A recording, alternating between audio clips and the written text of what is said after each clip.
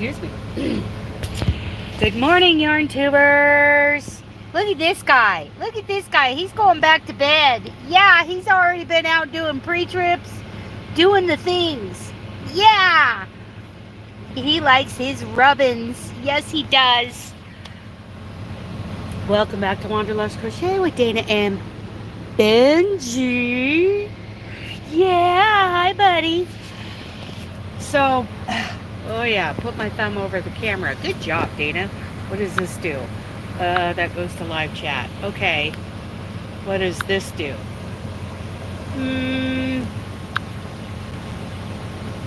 What does this do? Whoa! What does this do? Oh my goodness! These are fun. This is all YouTube, you guys. This is nothing special. Holy cow! Wow! Bubbles, anyone? It's very 1966. Okay. There we go. What is glow? Crush. Pop. Blush. Beam. No filter. Well, those were fun. Okay. Okay. Taking my time this morning.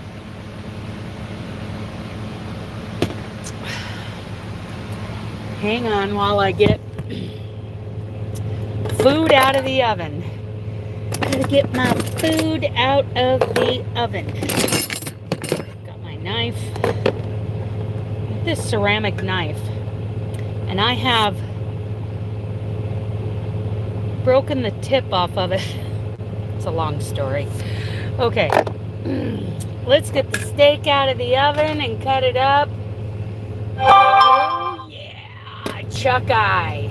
Chuck eye is my favorite part of the cow. Of course, I do love some prime rib, but I do love some chuck eye too. Adjust you guys there a little bit, There we go. Let's cut up some chuck eye. And what time is it? What time is it? 7:13. Let's fix the clock.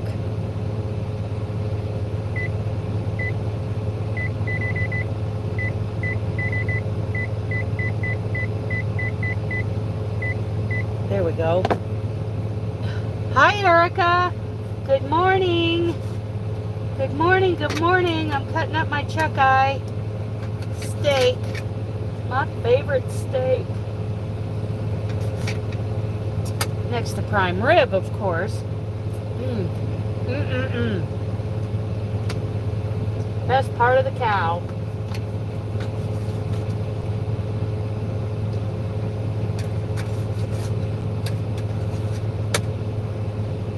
Looking good. Hi, Kim. Yep, Benji's over here taking his second nap of the morning. Oh yeah, good stuff. Well, he's awake now because I'm cutting up steak. No.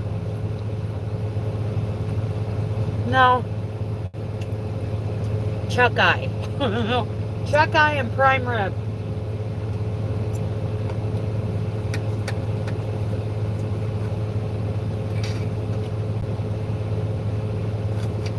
Chuck eye is so good. When you go to the grocery store, a lot of times you'll find it buried underneath some other steak because the meat cutters want to take them home. That's where I found this one, because this is one of the thickest chuck eyes I've ever found. Somebody was saving it for themselves.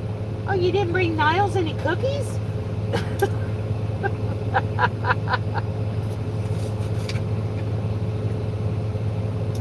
He likes cookies with his tea. I prefer coffee, but I do love me some tea. I think Niles wanted some cookies with his tea. Then he's going to turn around and offer everybody refreshments, hoping some of you brought some. Oh Oh yeah, that's a good steak. Cooked perfect. This air fryer, this is a Galan's air fryer. It was like $120 at Walmart. And it's an air fryer microwave. And I think there's a convection. So it's microwave, convection, microwave plus convection, and air fry. So I always thought air fry was pretty much a convection, but apparently there's a difference. There is a difference. So I air fry my steak in the morning. Then I cut it up so that I can snack on it. I can dashboard dine going down the road. That's why I got so many napkins up there. So we got a winner, Paula, for the latest giveaway. That was 6 skeins of Anthem. I believe all the skeins have been, all my squares have been sent out. Were you in group 1 or group 2? Good morning, Lisa. Okay, Lisa, I have to introduce you to somebody, though. To Mr. Benji. Yeah, Mr. Benji. Yeah. Say hello to Lisa. I don't think she's met you yet. Yeah. So, my squares are all sent out. I actually got them out on time. I got them out on the 30th. Or the 29th. I got them out on the 20th. Oh, group 1. Apparently, group 1 has all been sent. Isn't it cute? All of group 1 has been sent. A couple people have emailed in that group email to say they have received all of their squares. Kim, have you not received all of your squares? We do have a couple of angels available if you haven't received them, but the deadline to mail them out was yesterday, so, but I think everybody had theirs mailed out before I did, and I had mine out the day before yesterday. So you haven't received some, Kim, is that right? Let me know what's going on. And we're thinking about, instead of doing a Christmas ornament swap this year, doing a Christmas square swap, like this spring square swap. Chuck eye is like the best part of the cow.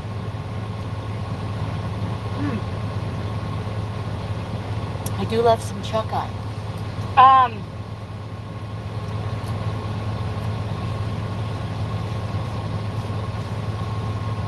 Good morning, Paula. There's our big winner, you guys. She got 6 skeins of Anthem. I am missing only Nisi square. Okay. Well, so you got 10 squares back instead of 11. Okay. And I know Nisi, she really kind of, she poured over making sure, everything was done right. She really, she blocked them out. She made sure they were mailed right. Let's keep looking for that. Yep. Paula, it was the lucky winner last night. I'm going to put this up on the dash.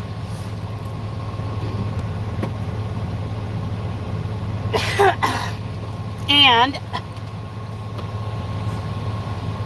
I don't know. I know she has shown them in some videos, but I can't remember. I don't think I have Nisi's square with me because I haven't been home. Her square would be waiting for me at home. I don't know when I'm going to get there to get it. So, yeah.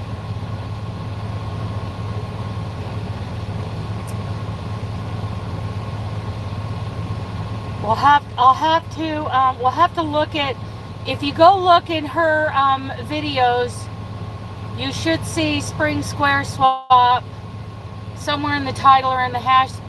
Kim, I'm pretty sure, did I get yours?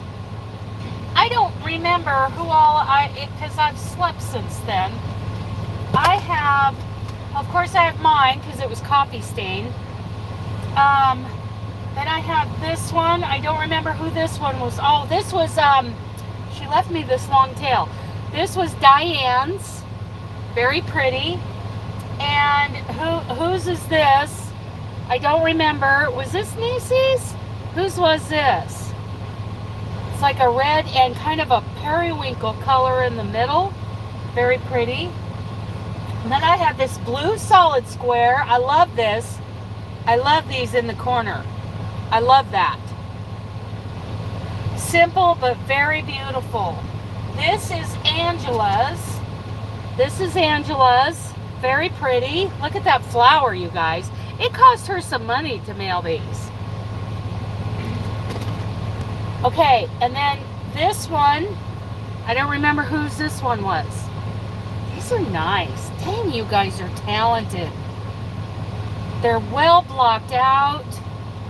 I don't know if that one's blocked, but this one's definitely blocked. So are any of these yours? I know that's Diane's, and this one's mine. And the rest of them are waiting for me at home. 1, 2, 3, 4, 5, 6. So I've received 5 before I got back out on the road. I won't do that one again. So we're thinking about doing it again.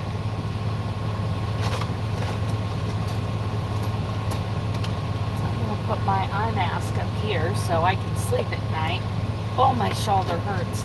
It might be from picking up a little dog into the truck a couple times a day, 4 or 5 times a day. Are any of those yours, Kim? I don't know. I'm pretty sure I've got, it's waiting for me at home. Mom says there's several waiting for me at home. So, should be there. Should be there. You think you're missing Niecy's. I don't know if one of those is Niecy's or not. I knew when I got them. I knew for about 3 days. The butterfly fillet is Dina's. None were mine. It's very different. Okay. It's probably waiting for me at home. Let's get some. So what do you guys, I was talking about this last night. What if we did a Christmas square swap and we limited it to a 3-weight non-animal fiber in Christmas colors, whatever Christmas colors you choose, and we start in October and have them mailed out by November 30th. Make them, we could make them, and what I want to know is if we did that instead of the ornament swap, we would, what was I going to say? I lost it. Oh. You guys would decide, the butterfly fillets did, okay, good morning, Leather. So if we did that, of course, I would contact all the Canadian. I would have a Canadian group. So do we want to do groups of 12 again with 10-inch squares going out? Solid one is Ellen's. Okay, yeah, thank you. That's right, I got Ellen's. I know that flower one is Angela's because I know that cost her money. But what I would want to know from you guys is, one, do you want to do that instead of the ornament swap? Or two, or if we did it instead of the ornament swap, do you want to do do you want to do bigger square? No, we don't want to do bigger squares because of shipping. We did pretty good on shipping this time. Or we could do 8-inch squares and more people in your group. So either 8-inch squares and more people in your group, or 10-inch squares, 12 people in a group. Pastel is Phyllis. Oh, Phyllis got hers. Pastel. I don't think I got Phyllis's yet. I think that's at home. I just mailed hers out. I mailed Kim Pace, Jennifer, and Phyllis out on the 29th. And the problem was, I wasn't armed and ready. When I mailed the other 7 out, because Diane and I exchanged ours in person, multicolored from Robbins. Oh, from Morgan. Okay, so Morgan wasn't in this. No, multicolored one must have been from Cynthia, because Morgan wasn't in this. Cynthia is, we haven't seen her on YouTube. She was she drove from Spokane to Boise last year for the Yarny Social, which, by the way, all the information is in the description box for the Yarny Social. Tickets went on sale yesterday. They are selling, you guys. People are buying their tickets, and we're thinking that by the time early bird pricing is gone, that that we will be sold out, because it's 40 people. We're capping it at 40 people this year. We're gonna sell out this year. I am Cynthia. Yeah, Cynthia is a friend of ours who lives in Spokane.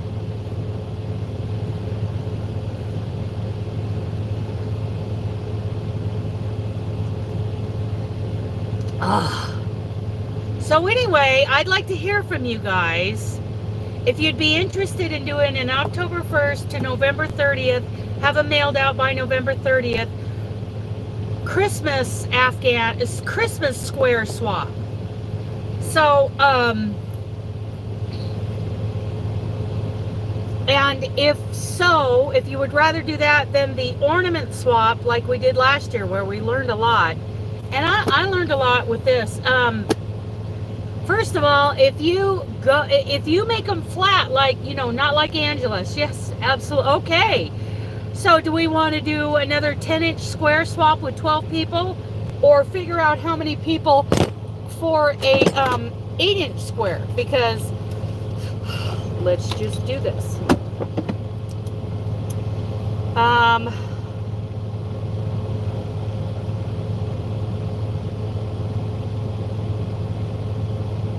Let's say it's 40. Diana's is your green one. Yes. I swapped with her, and I know that because she left a long tail on it. I swapped with her in person at our crochet meetup. So 40. So if we did 8 squares, that would be 5 wide, and would we want like a 32 by, let's see, 56 would be 7. We could do like a 32 by 56 Afghan in 8-inch,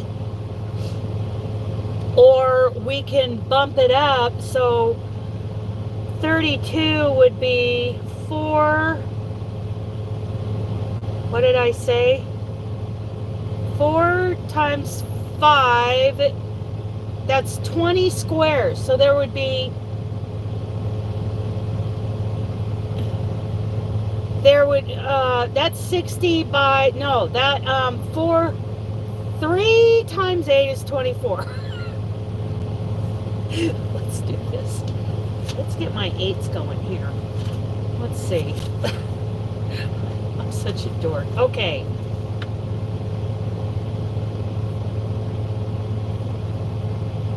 Times 8 equals 32. We're going back to the 3rd grade. 5 times 8 equals 40. 6 times 8 is 48. 7 times 8 equals 56.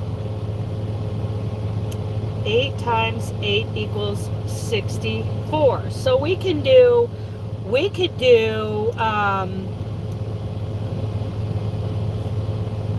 5 across is 40 inches.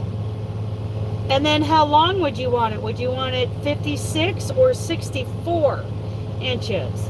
Because 1, 2, 3, 4, 5 equals 40 inches.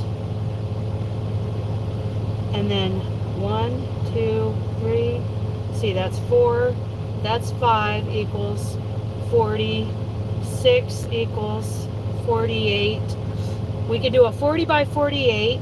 We could do a 40 by 56. So that 40 by 56, 64. 1, 2, 3, 4, 5, 6. 1, 2, 3, 4, 5 times 6 is 30 equals 30 squares.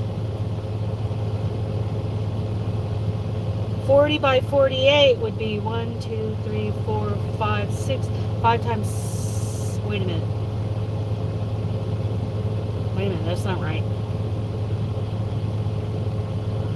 1, 2, 3, 4, 5 times 1, 2, 3, 4, 5 equals 25 squares. 1, 2, 3, 4, 5, 6. 5 times 6 equals 30 squares. 5 times 7 equals 35 squares. 5 times 8 equals 40 squares. So we could do, okay, Joyce, we could do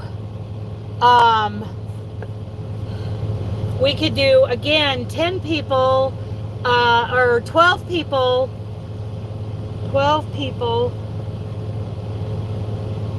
10-inch squares,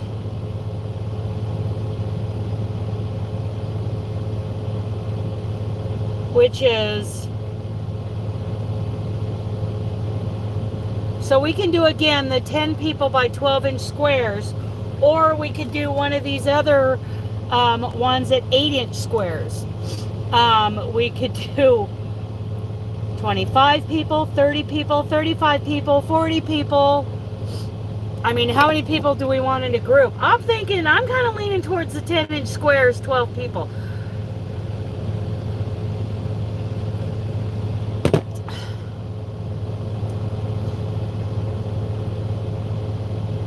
$20 people could do, okay, so 20 people times 2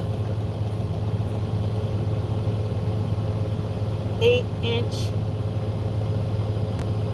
squares is 40 squares.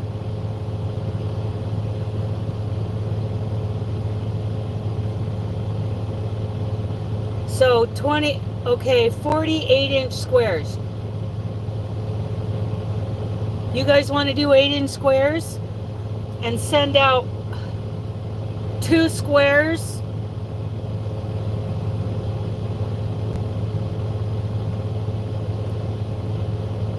So 20 people would have to do 2 squares per person.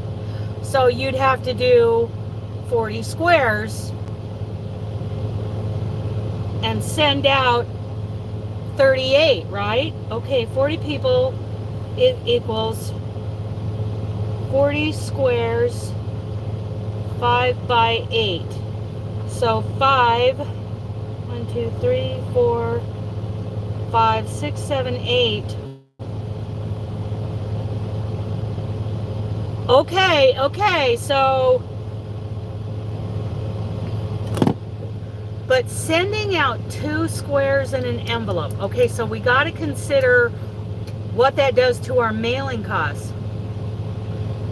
But if we have to send 2 to each person in the group so that everybody ends up with 40, that thickens up your envelope. And that's what I'm worried about.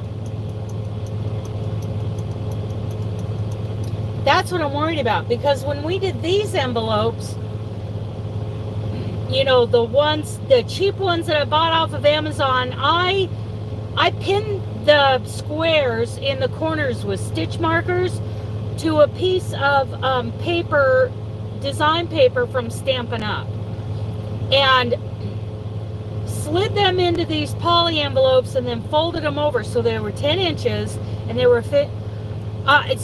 They have gotten horrible, and that's what I'm worried about. Otherwise, I love the two 8-inch squares to 20 different people. Otherwise, I love it, but it gets thicker, and it's got to be able to fit in the slot. Of course, they are 3-weight. If we do it in a 3-weight, all 3-weight, just non-animal fiber, whatever fiber you want to use, do it in a 3-weight, and in whatever Christmas colors you like, smaller envelope or same size side by side. I got my envelopes at Dollar Tree 3 for $1.25. Is that cheaper than what we were doing off of Amazon? Because those were cheap. Those were pretty cheap.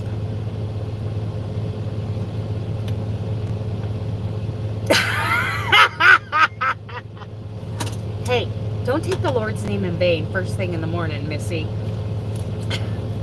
We're talking about squares. So Robin, what do you think? If we did 40, if we crocheted 40 8-inch squares with DK weight and you sent 2 squares to each person, how thick would that envelope be? It was 6 something for 25 on Amazon. So we'll have to figure out. Good morning, Steph.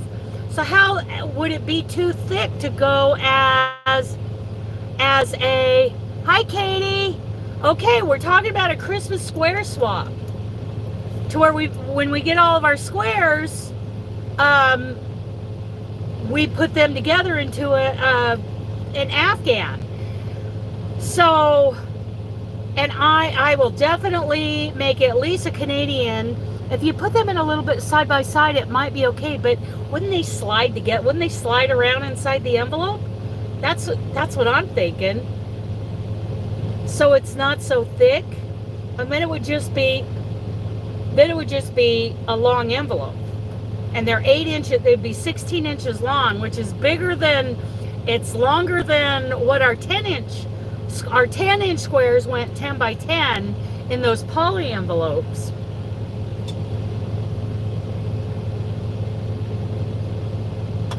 So we could do that.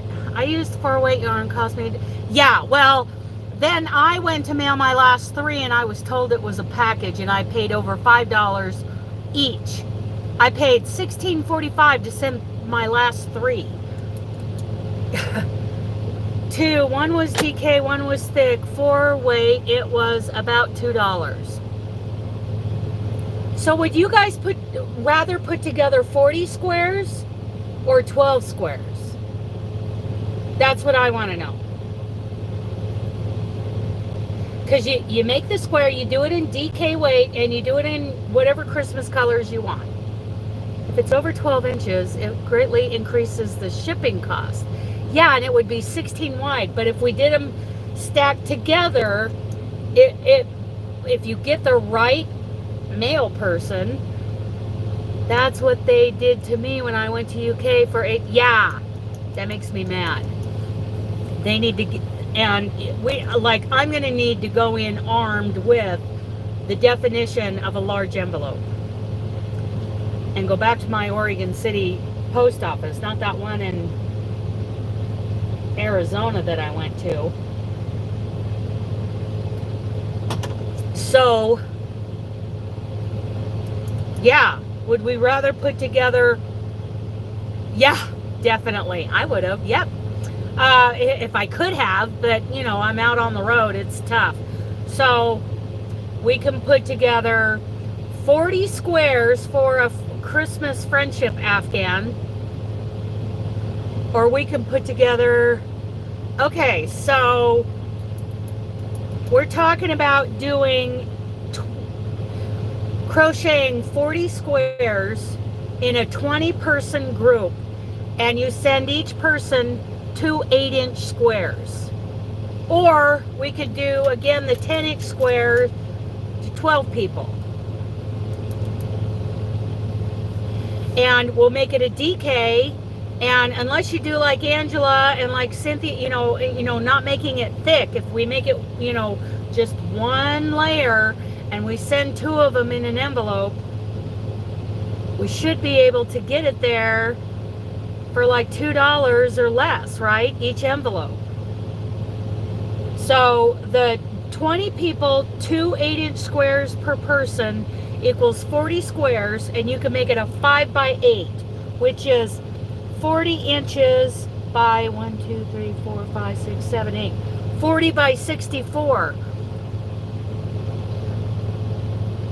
Their little slot checker, yes. And this gal did not check, this last gal did not check it in the slot. She just said, oh, if it's a crocheted square, it's going as a package. And if I wasn't out on the road, I would have walked out.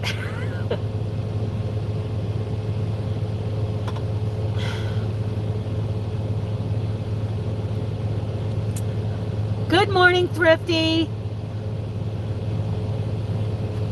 Yeah, maybe I should make 2. I have 9 by 12 envelopes already. Okay, so, we got they don't need to know what's in it. And that yeah, I shouldn't have told her. I should have said it's, a little motif on paper, like a letter, like paper.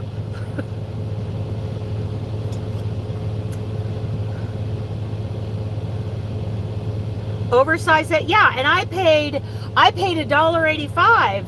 The slot checker worked for my 2 thick squares and a card in the envelope. See?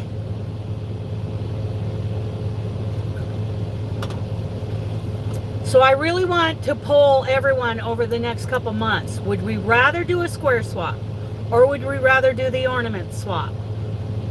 If we do the square swap, 40 by 64 or 10-inch squares. Okay, so do you want to make 40 8-inch squares, or do you want to make 12 10-inch squares? I think that's kind of our 2 choices here. The 40 8-inch squares would make a bigger Afghan, and we're telling people to actually do them in certain colors, Christmas colors. Okay. Oh, I can't. I can't. I'm already... Yeah, I can't do it now, I don't think. Because I'm on YouTube, and I don't have, yeah, I can't do it. What's that? Oh, whatever. Okay, that isn't going to happen. No, I can't do it. I can't bring you up now, I'm sorry. Otherwise, I would have. I'm not on StreamYard. I'm on YouTube. So this needs to be, this needs to be an ongoing discussion with all of you as to who really wants to do this. I definitely will make sure I have Canadians, because that means that you Canadians need to help get your friends and neighbors.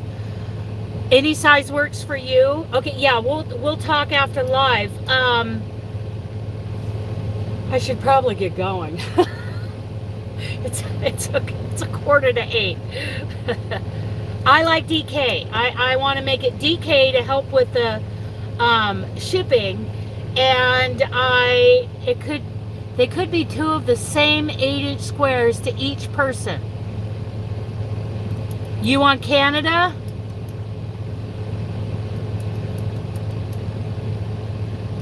So, do we want to include Canadians in groups? We could have, I don't know if we get enough people. I mean, 20 people in a group. So anyone who wants to be part of the Canadian group that's in the U.S. could help.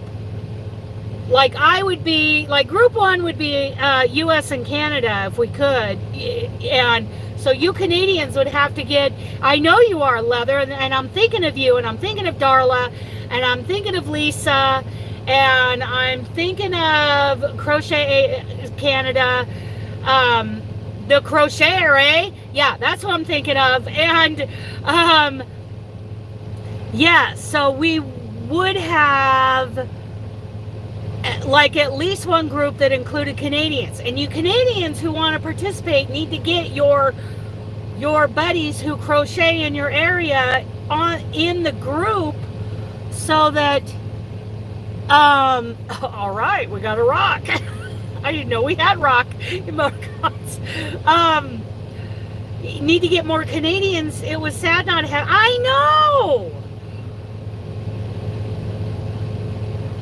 know, and I want them to be a part of this. I don't want to exclude Canada. And the UK, I'm probably not going to organize the UK. I don't know enough people over there. But the Canadians need to get their buddy crocheters in real life into the group as being part of the square swap, so that we can fill the group. I will be part of the Canadian group. I will ship to Canada. So we can do 12 people 10-inch squares, or 20 people 8-inch squares, where you mail 2 8-inch. You have to do 40 squares, and you will be putting together 40 squares. Shush. I'm not. You want me to crochet it for you too? Well, and I think Darla, if Darla gets involved, and Cindy, maybe Lisa, any other Canadians get involved. Any other Canadians get involved, they can call out some more Canadians, right? I mean, I know there are hundreds of thousands at least crocheters in Canada. Okay.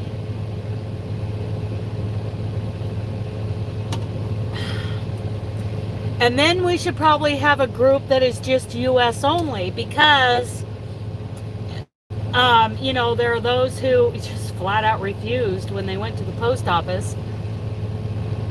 We are making a friendship blanket. So this is what we just did, Thrifty. We had 12 people per group. Each person crocheted 12 10-inch blocked out squares. Exactly. So what I did was, each one of us in the group, like myself, I crocheted, Robin crocheted, everybody in the group crocheted 12 squares that were blocked out to 10 inches. They were 10 inches and they were blocked, so that the person who received it didn't have to do that. And then we mailed one 10-inch square to each of the other people in our group. So 11 squares went out. We kept one of our own. All the other people in our group did the same thing. Once I get home and get my mail, I will have 12 different squares. And we were putting those together as our spring friendship Afghan. Now we're talking about doing a Christmas square swap. We can either do 12 people per group with 10-inch squares, or we can do 20 people per group doing crocheting. You have to crochet 40 squares blocked out at 8 inches and mail 2 to each other person in your group. Does that make sense? We're doing Christmas colors and doing it in DK weight. So the question is, do you want to crochet 40 8-inch squares and put 40 squares together? Or do you want to crochet 12 10-inch squares and put 12 squares together? I like the 40. I mean, I'm all about putting those squares together. And it'll be a very eclectic, yeah, maybe you can get a deal on some. Yeah, let's see what, and no animal fibers is the only thing. The fibers can be anything you want, but no animal fibers, because we're just not gonna. Okay, and I was thinking about this. The red, green, white, blue, yellow, the colors of the traditional, like, Christmas lights, but some people like blue and silver. If somebody wanted to do something like that, they can do it all one color. Okay, Katie, so I got a couple votes for the 40, and I got a vote for the 12. Okay, And you're neutral on it. Okay.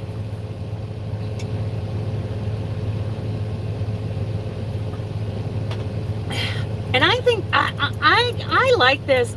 See, and some people love blue and silver. Some people like red and gold, green and gold. Whatever the person considers Christmas colors. So you could do like a blue and silver. Other people could do blue and silver. I think we're kind of leaning towards a 40 here.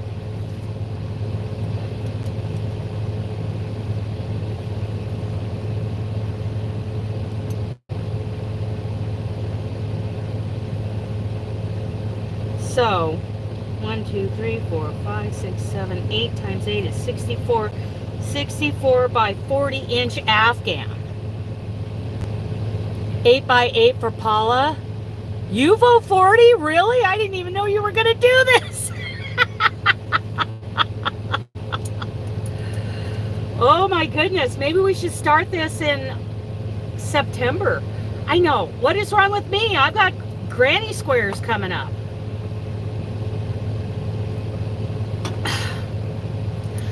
I can't commit to crocheting. I kind of just work on my own schedule, but it's not. Oh, yeah, I get it, Erica. It's a lot of. It's a commitment because you've got other people counting on you to send those squares out by, no later than November 30th.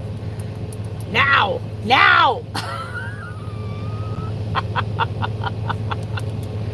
Okay.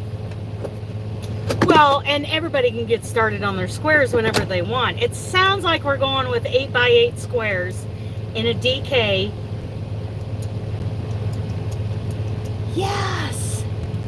Yes.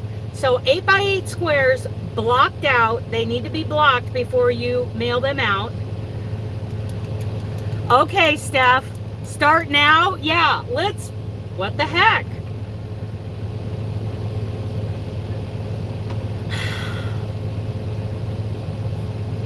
Yeah, we could start very early. Let's just say it means we put them on a blocking mat or a blocking board. So this is what I would do. And it has to be a size 3 yarn, a DK weight, right? So let me put this back. It has to be a DK weight. Like here's a blocking mat. So and you can see holes in it from when I blocked out the 10-inch squares. So do not trust these squares to be 1 inch. Measure it and make sure you've got it right. You can use this with stainless steel pins to block it out, and then you, like acrylic needs to be warm water. Warm water, you spray on there and you let it dry and let those fibers relax. Cotton yarn, I just spray it with water. With water and a tiny little, like the tiniest little drop of LOC, liquid organic cleanser.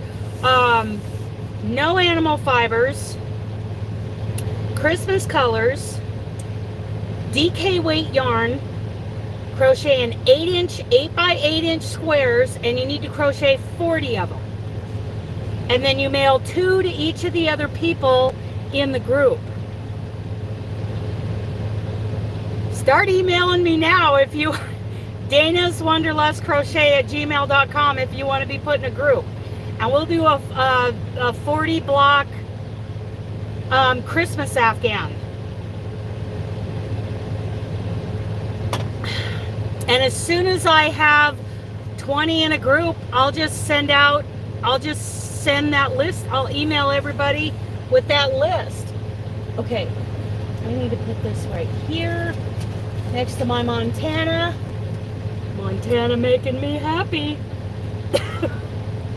Montana making me happy. Okay, so that's what blocking is. And you can look up videos on blocking squares. It doesn't have to be complicated. You can do it on a piece of cardboard. Just be sure you use stainless steel pins. You can get those off of Amazon. Yeah. So if we start now, so if you want to start right now is the time to pick out your, so blocked out means wetting them. Okay, I want you to be, you square them up and they become beautiful. know, Kim, what are you thinking?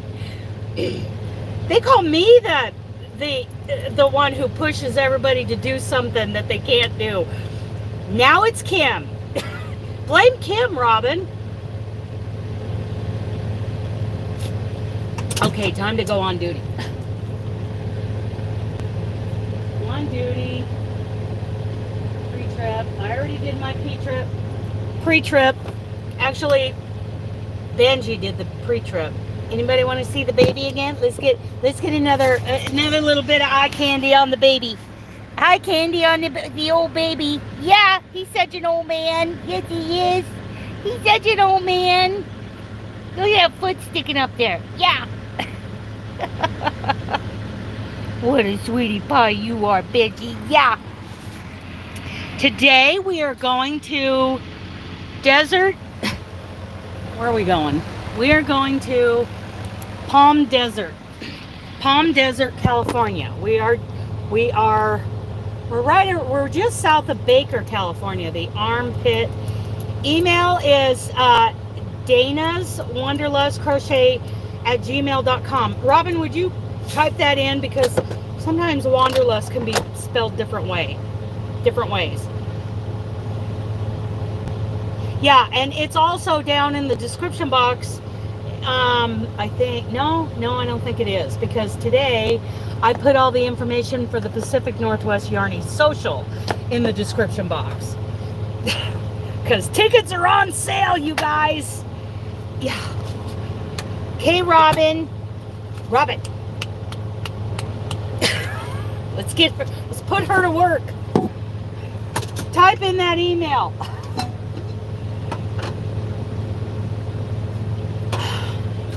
Okay, I need butter knife.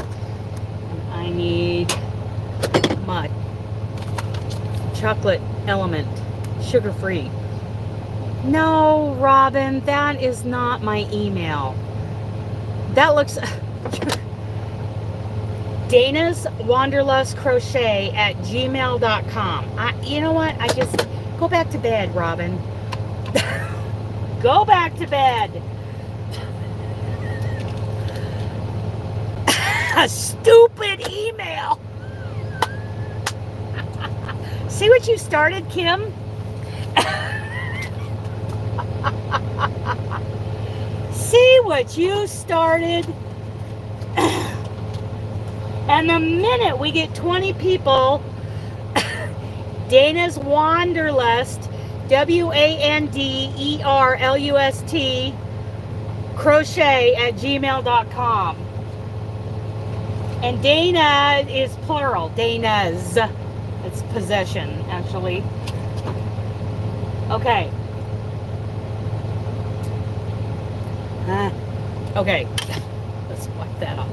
Dana's. Okay. Got a question here. I have a bunch of bamboo cotton. I have no idea what weight it would be classified as. Well, okay, so I would get a wooden ruler, you know, one of those school rulers, even plastic or whatever, metal. See how many wraps per inch you have within 1 inch. Just laying those strands side by side.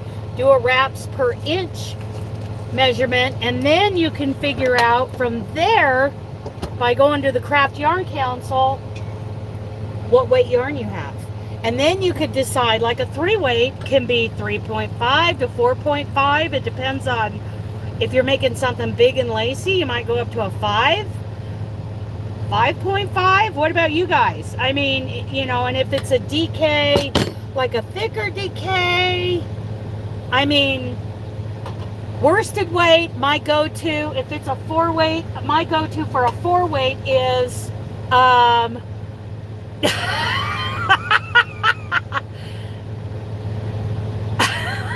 well, you did do it wrong.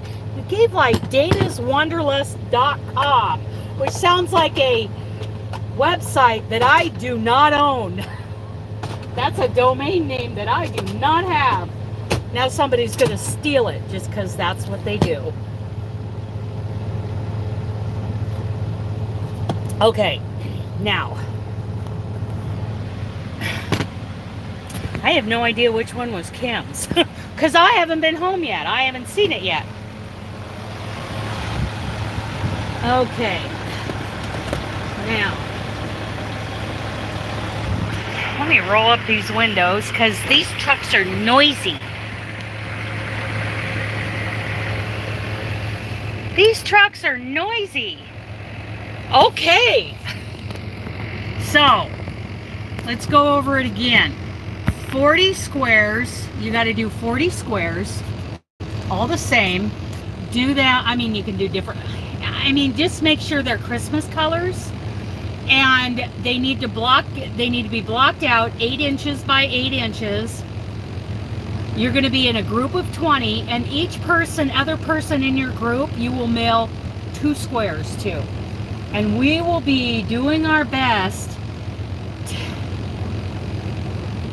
I think I will love it, absolutely. I'm going to love that whole spring Afghan. I think that was fun. I can hardly wait to start putting that baby together. Okay, so I got you guys there. Okay, okay, okay, okay. Have some steak.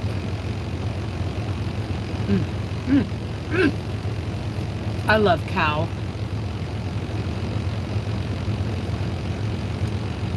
No animal fibers because of allergies.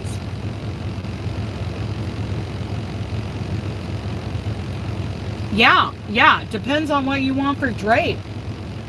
Definitely do a wraps per inch measurement, and you can look up videos on that too. I have tools. Robin and I both bought tools for that.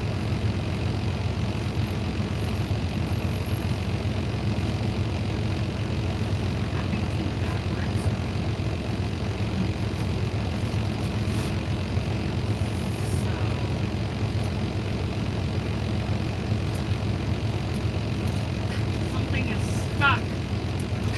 Something is stuck in the bottom. Okay, so I have a couple of tools. Well, this is not really wraps per inch. That's a gauge tool. That's a gauge tool. Where's my wraps per inch tool? Here it is. Here it is. I love this thing.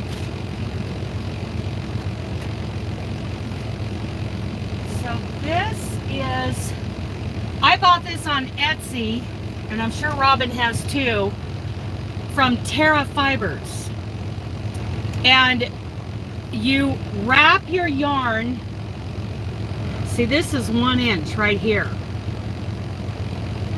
And so you wrap your yarn very evenly and just kind of lay them side by side until you have 1 inch, and then you count how many wraps. Now, can you see these grooves? They also cut out these grooves that you can lay your yarn in, and it tells you, like this bottom one says, super bulky, 5 to 6 wraps per inch. Bulky, 7 wraps. Aran, 8 wraps. Worsted, 9 wraps. DK, 11. Terra Fibers on Etsy.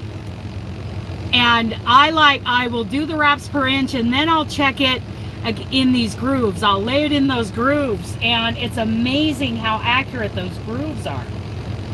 Got a little clip on it. Yes.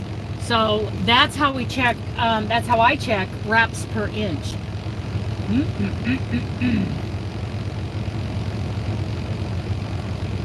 I'm only 3 hours away from a delivery, and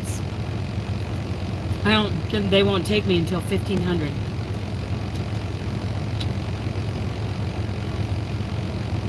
I want 40 of the same square, Kim. 40 of the same square.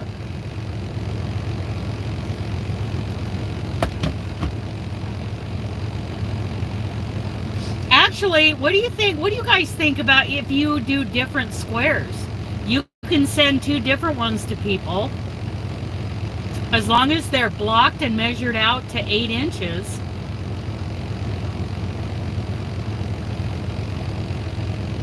What do you guys think of that? I mean, I'm just going to do 40 of the same because I'm boring like that. But if you were going along and you found another square pattern you wanted to do, heck yeah.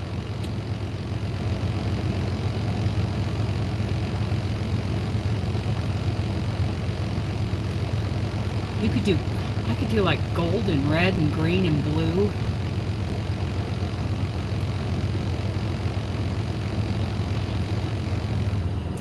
I think I'm going to leave it up to you guys. If you want to do 40 of the same to make it easier, do it. If you want to do 40 different ones, do it. Because we've already got enough parameters with it being a DK, non-animal fiber.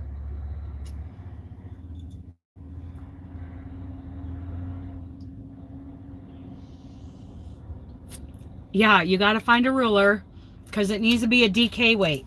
And a DK weight is 11 wraps per inch.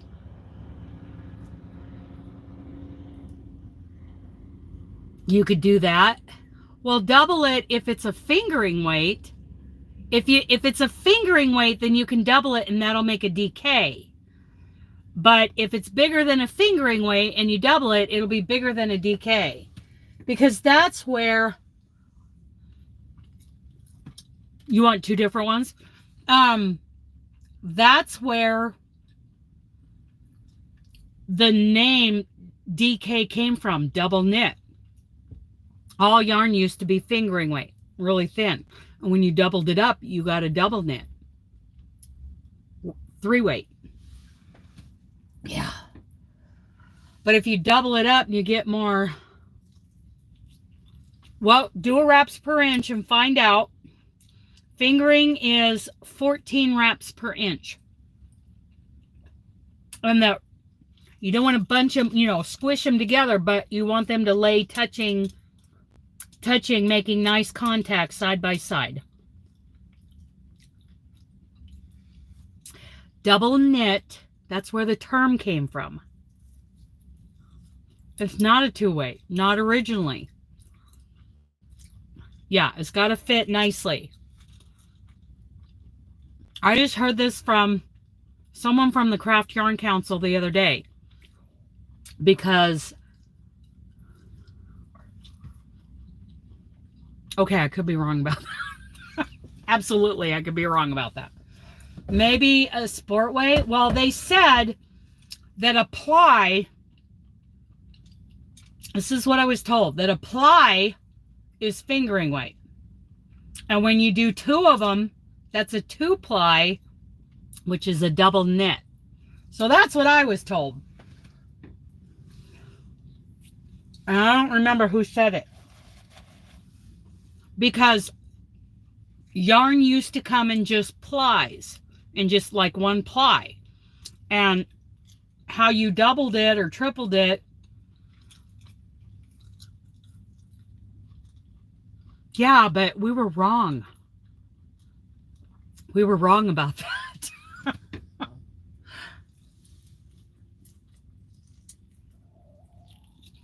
Excellent, Paula.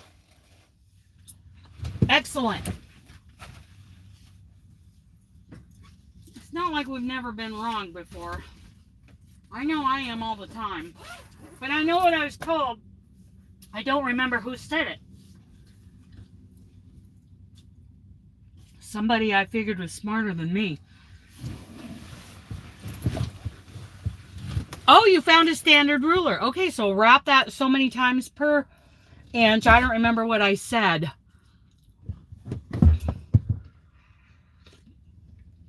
And do you have enough of it to make 40? Okay. Okay. DVIR. And Australians use plies. They talk about plies. So maybe Cheryl could clear this up.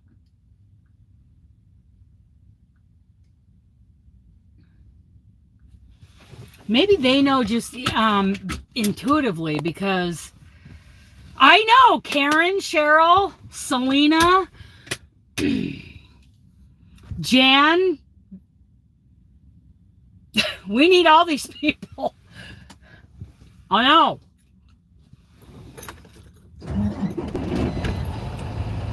But DK means double knit, and that's where that came from. It was 2 plies. Who said that? I'm pretty sure it was in that crochet summit that I just participated in.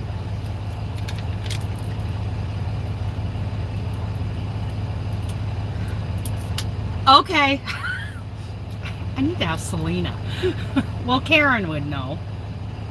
Karen would probably know. Yeah, because apparently Australians still use plies. Like a 4-ply is... I don't remember. Somebody was explaining it the other day. Someone explained it.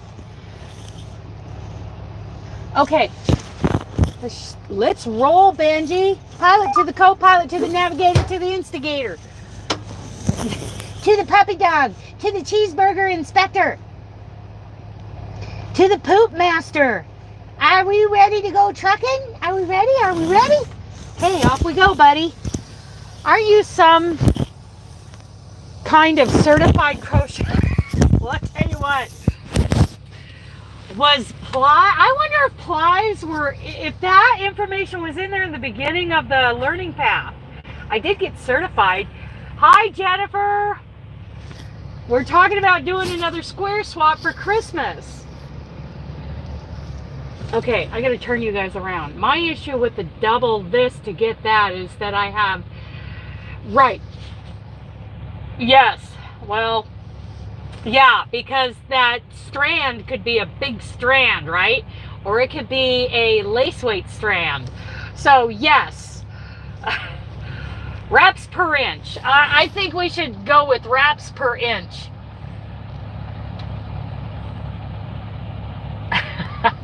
He's so polite until he starts whooping you in rock, paper, scissors. Okay, wheels are rolling. Checked up. Okay. Tug test. At some point the ball and chain might call. He might not. We're not really speaking. So I'll turn it around and you can see me talking with no sound, and you'll know that I'm talking to the ball and chain.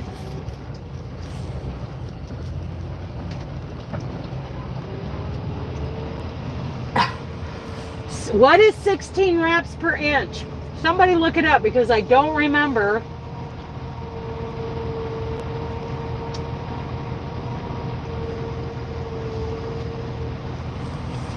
I don't remember because that was minutes ago that I was looking at my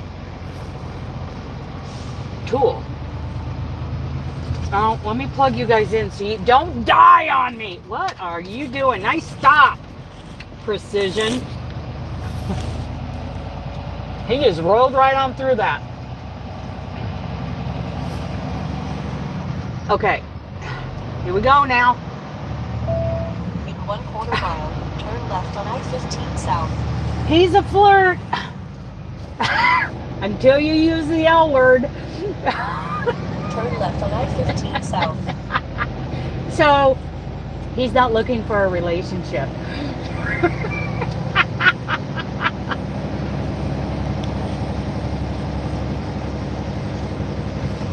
You scared him. You scared him.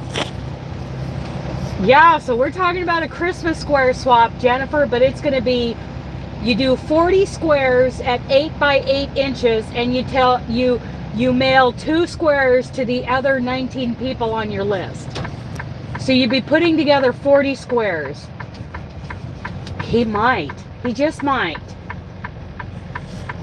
And they need to be done in a DK weight, non-animal fiber yarn, and do them in Christmas colors. And we're starting now. I got to decide what DK weight I'm going to use, because I'm going to get a lot of it, because I'm also going to I want to make a granny blanket out of DK weight as my third assignment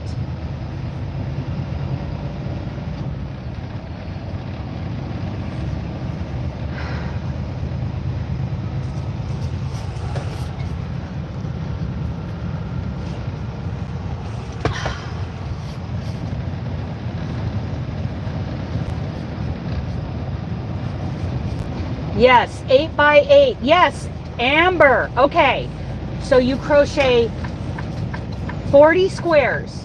They can be different squares. They can be different colors, but they need to be like your Christmas colors. I think Robin's going to do blue and silver. Christmas colors, 8 by 8 squares, blocked out. There will be 20 people per group. You're going to mail 2 squares to each of the other people in your group. You will end up with 40 squares and a pretty good size Christmas Afghan. What are we going to call this thing? The Christmas Friends Afghan. Christmas Friends Swap. What? Come up with something better than that.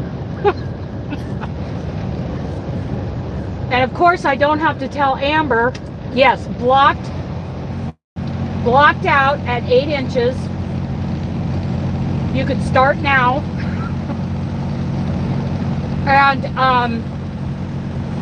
oh, another way to block. Who was asking about blocking?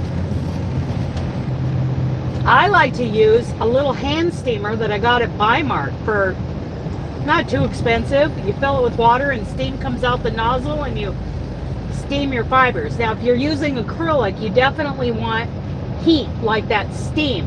You can use the steam from your iron, but you have to be careful.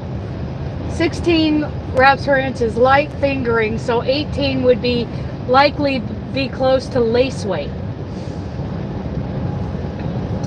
And Jennifer, you can use cardboard. Just mark out, just measure out an 8-inch square.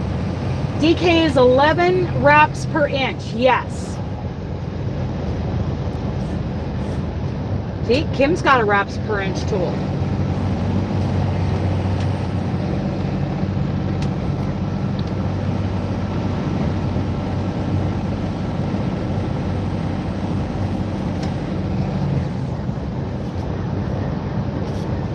So in 53 miles, we're going to stop and get fuel. Who's volunteering to fuel up the truck? We could get a couple of you, and it could be like a NASCAR pit stop.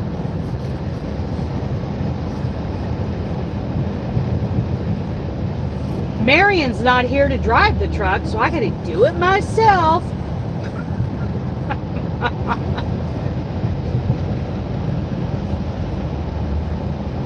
So what are we going to call this thing, you guys? We called the last one the Spring Square Swap so that we could make the Spring Friendship Afghan. Go yarn shopping. Oh no, Jennifer, I'm so sorry we're forcing you to go yarn shopping. And tell Honey that we gave you permission. That it's okay. I know. I have to go yarn shopping too. Isn't that crazy? I'm definitely doing acrylic this time. Yep. I gotta go yarn shopping for some DK.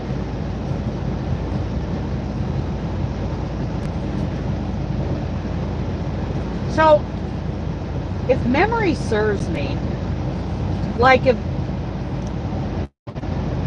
Oh, he's gonna love it. There are gonna be squares all over the house. Pinned to pieces of cardboard. Oh yeah, Robin. You know, Robin's is now managing Bigfoot Yarns in Spokane. Brand new little yarn shop online and in person. And if you want Cascade yarns, you need to talk to Robin. I love working with DK. And did you get my text message this morning, Robin? Holiday Wander Squares. Oh, Katie, cool.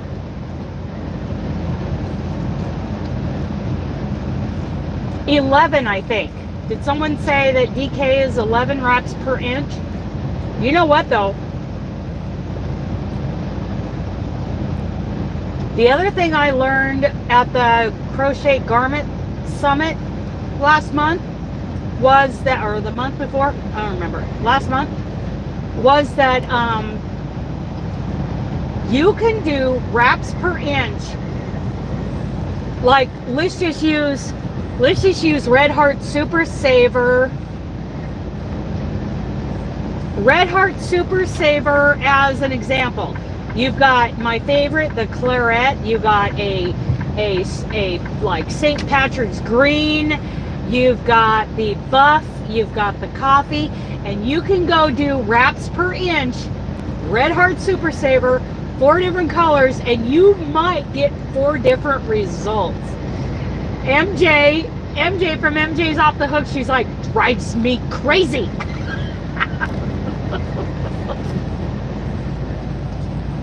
I mean, it's fibers, it's yarn, so things change, especially with dye. Different colored dyes do different things to those yarns. Now, here's something I want to ask you guys, any of you who are avid Hobby Lobby shoppers. It seems to me the last time I looked at I Love This Yarn Sport, it was actually a 3-weight.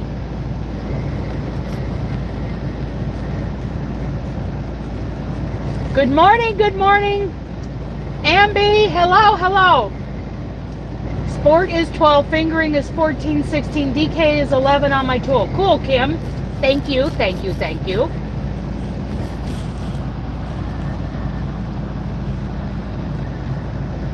Oh, okay. So, yeah.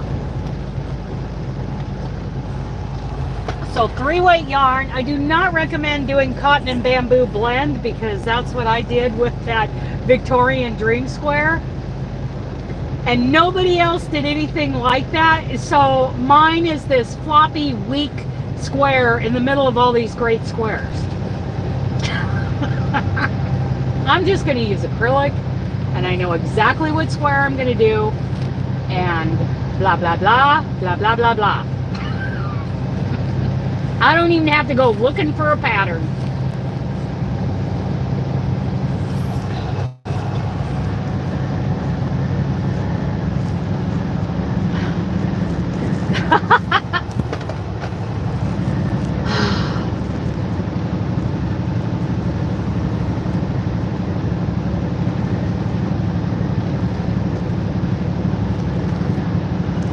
So Robin does 11 is a light 3. Yeah, that's DK.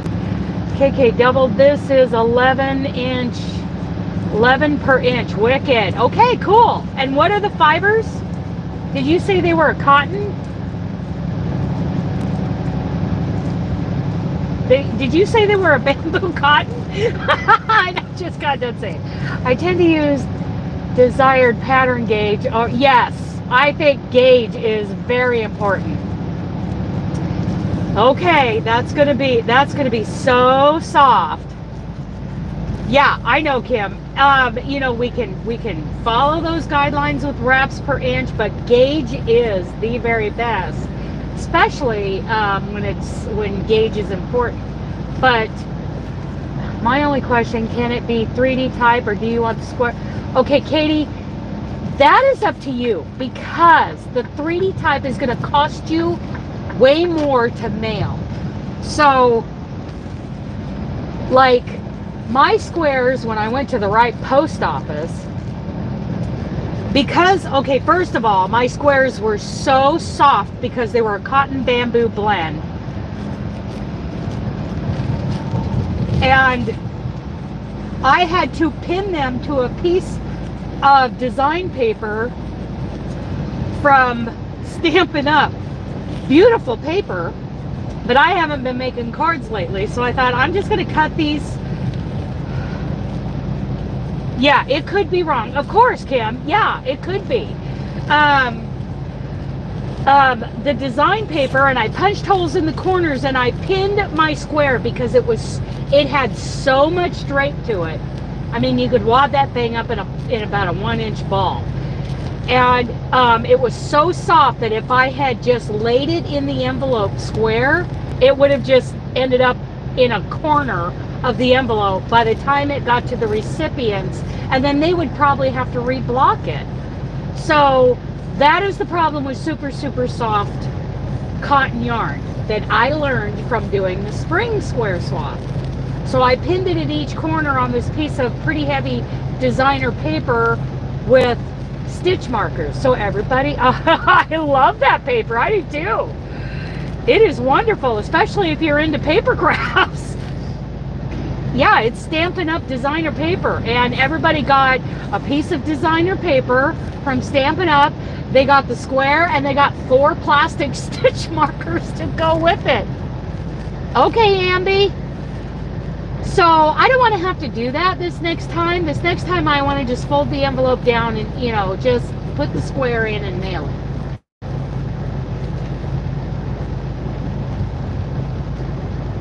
And then, so that is the problem I found with using this beautiful cotton yarn. It was a DK weight, but there was so much drape to the square I did. Oh, Kim, they were just the plastic ones. The little plastic safety pins. So, but my Victorian Dream Square also had a ton of lace work in it. So maybe it would have been better had I done something like, let's just throw out a solid granny square, one without the chains in between, just solid, you know, half double crochet or double crochet, a more dense fabric in the square might have been a better choice for that yarn. So I'm just throwing that out there. But whatever you want to do, if it's a 3-weight and it is non-animal fiber and it is blocked out to 8-inch square and it's in your favorite Christmas colors, it's fine. It is fine. Ooh, and I could, here's something that just popped in my head. Of course, I haven't thought it through yet. But think about getting a DK weight yarn that has a little bling in it, like a blue silver sparkle or a gold sparkle or a red sparkle or something to use as the joining yarn and the border. I mean, you could. All right, you guys, I got a phone call. Here it goes.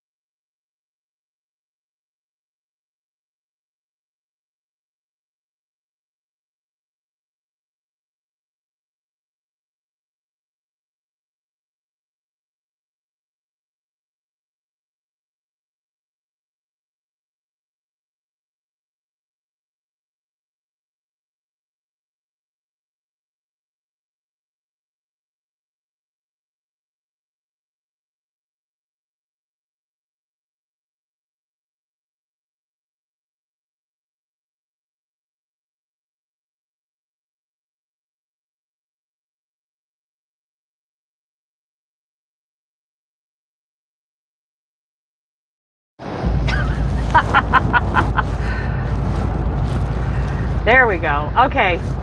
All right. Somebody needs to clean up that mess in the cup holder. Robin, I'm talking to you. You can recruit whoever you want to help you, but you need to clean that mess up. Oh, stop.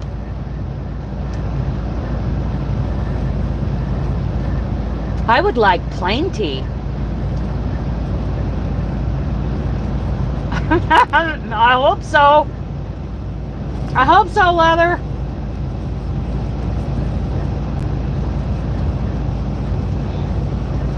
Leather, what do you want us to call you? Because we just started calling you Leather. Like, Steph, I never asked her if she wanted me to start calling her Steph. Maybe she wants us to call her Lefty. I don't know. All of you, right now, type in what you want me to call you. Late for dinner, Lynchburg Lemonade, Spiffy Roo. There she is. Sandy. I keep telling everybody that I need to call and check on you. You've had me so worried. I am so happy to see you. Oh my goodness. Oh, I love you, I love you, I love you. You know, I just got done telling Robin that she needs to get in there and clean up that mess. We're not leaving it up to you. Every time these kids make a mess, they cannot expect you to come in and clean up after them. Oh, Sandy, I have missed you. Oh. Sandy, oh, yay. Oh, I miss you so much. Hopefully my next job will get me into the Midwest, you know? And I can see ya. I can wrap my arms around your neck. Oh my goodness.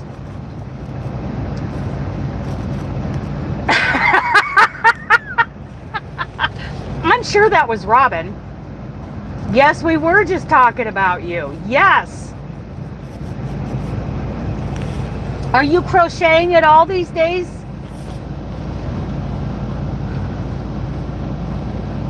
Oh, I hope so, Leather.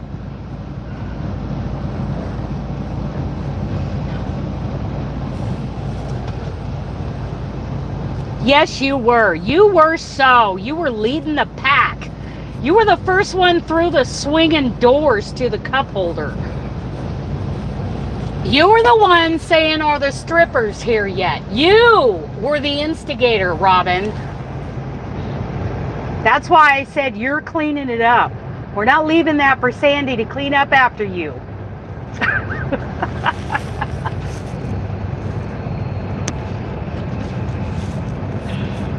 Nice, Sandy. We're talking about a Christmas Afghan square swap where we will have groups of 20 people. And in, let's say, group one, there's 20 people in there.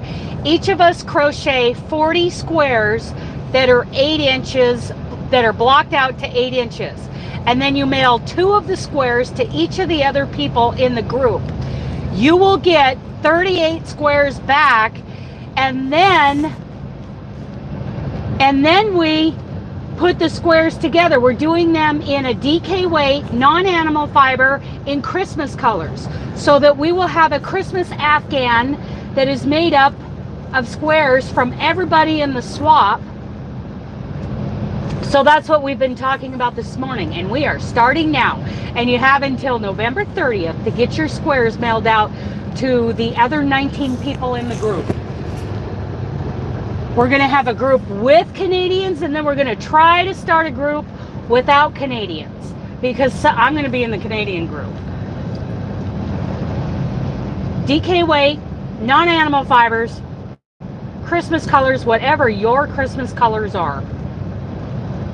Then we put the squares together and we've got our Christmas Excuse me, I got steak in my mouth. Christmas friendship Afghan. We haven't decided what to call this thing. But we just did the spring square swap. And when I get home, I'm going to start putting together all those 12. There were 12 squares. 12 people per group. 10-inch squares. So I have all these squares waiting for me at home. And then I'm going to put them together for our friendship Afghan.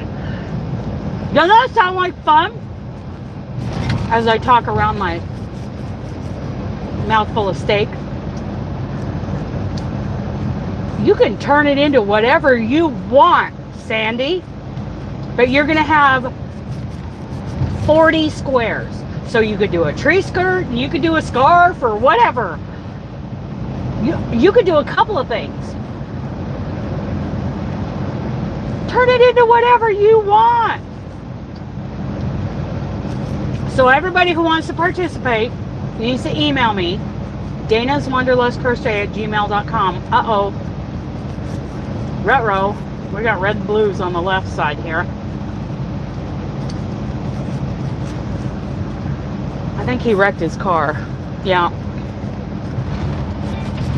Oh boy, here comes the phone.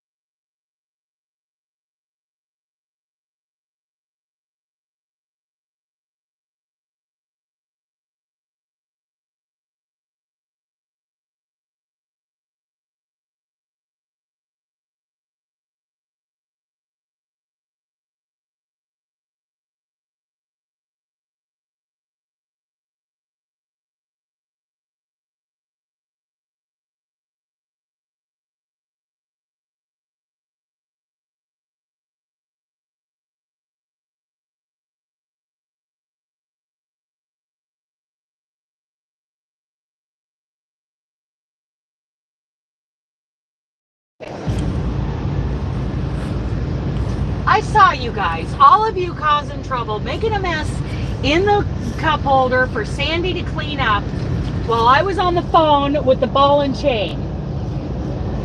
And I missed all the chat. I mean, I saw the spring came in.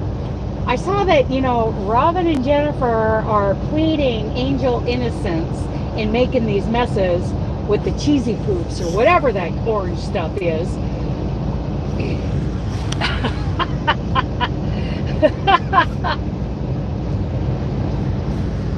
I wasn't even here. You were leading the party, Robin. So spring. These guys are getting tired of me talking about this, but I gotta tell you. You were mixing drinks? Of course. Just don't get that sticky stuff on the floor. It's hard to clean up. So we have been talking about all morning. So we just finished our spring square swap. Everybody, I think, has received their squares, and we're getting ready to put those squares together into a friendship afghan. There's Amy. I'm innocent. Okay, all right. So what we're planning on doing now, and we're starting it now. Now I draw the line with floors. Okay. So there'll be 20 people per group. Group 1 will have Canadian addresses in it. Group 2 will not. And whatever group you're in, you're going to make 40 squares. Non-animal fiber in a DK in Christmas colors. 8 by 8 inch squares that are blocked before they're mailed out. You mail 2 to each of the other members of your group. You end up with 40 squares. And it'll be a Christmas app. It's a great thing about cleaning the cup holder is that there are no windows to go. That's true. There are no windows. That is true, Sandy. And you have until November 30th to mail your squares to the other people in your group. Group 1 will have Canadian addresses in it. Group 2 will not.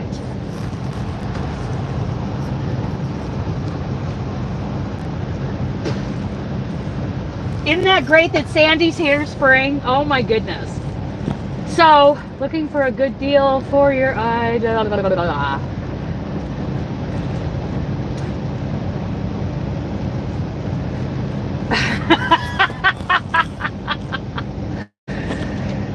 Yes, I have missed her. I don't know how many lives, in how many of these morning lives have I said, I need to call Sandy and check on her.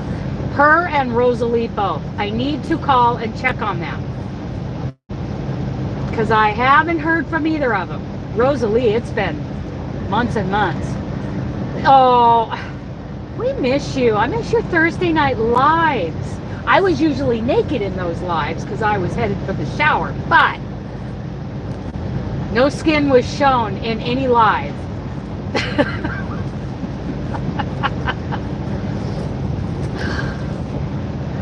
Oh my goodness. And everybody, just so you know, all the information for the Pacific Northwest Yarny Social is in the description box, including payment information. Early bird pricing went on sale yesterday. That will last until June 30th.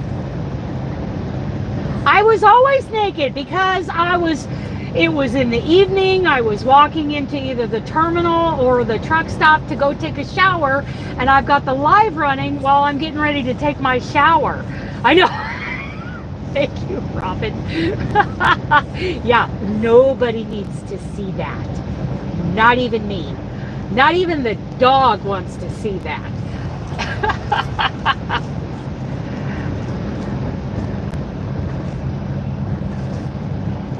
Well, we will give all the tips and tricks for keeping it as inexpensive as possible. So what are we talking about? $5 to a Canadian? No. How much do you think? Just off the top of your head, what's your guess, Robin? 8-inch squares, you know, in a pretty, you know, wrapped into a poly envelope. So it's no more than like 9 inches square for the envelope. It fits in the slot. And it's going to Canada. What do you think, Robin? Because I know you've been experimenting. You can't do okay, so in your emails to me, be sure to let me know if you can do Canada. I'm doing Canada.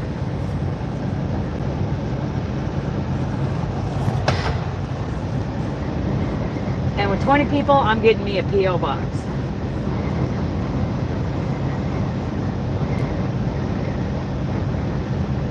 Because we don't want what happened to Crystal to happen to me, to my mom and Aunt Martha. So, yeah.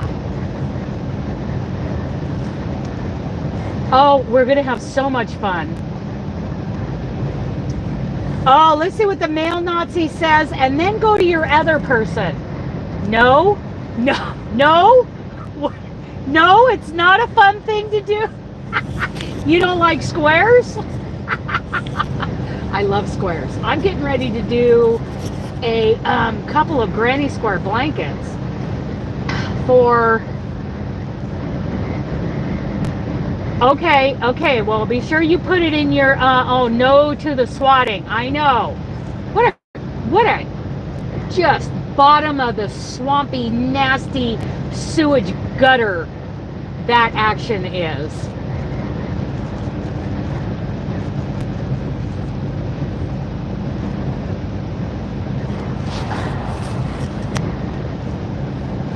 It's going to be very drapey. I know that. Okay, Sandy. Oh, miss you, love you. Hope to meet up with you again. After translating it, oh, it's in another language. Bye, Sandy. I hope you have a great day. Have a wonderful day. My heart is on fire that you came in. So happy. So happy. Happy. That just made my day. Oh, that and the fact that I'm headed to Denver after this. I'm going to Palm Desert, Desert Palm, whatever it's called. Palm Desert, I think. I'm delivering this load. Then I go to San Bernardino and pick up. And then I head to Denver, baby. Oh, my goodness. Oh, my goodness. Happy day. Now if I could just hear from Rosalie. These are the two people I've been worried about, Sandy and Rosalie. And I want to hear from them.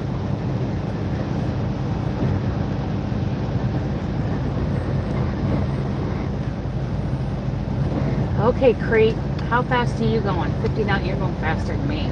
Okay. Crete carrier right in front of me. Might be, it's down to either Crete or Pride. I'm going to try to go with Pride, but we're going to have some serious conversations about my night driving.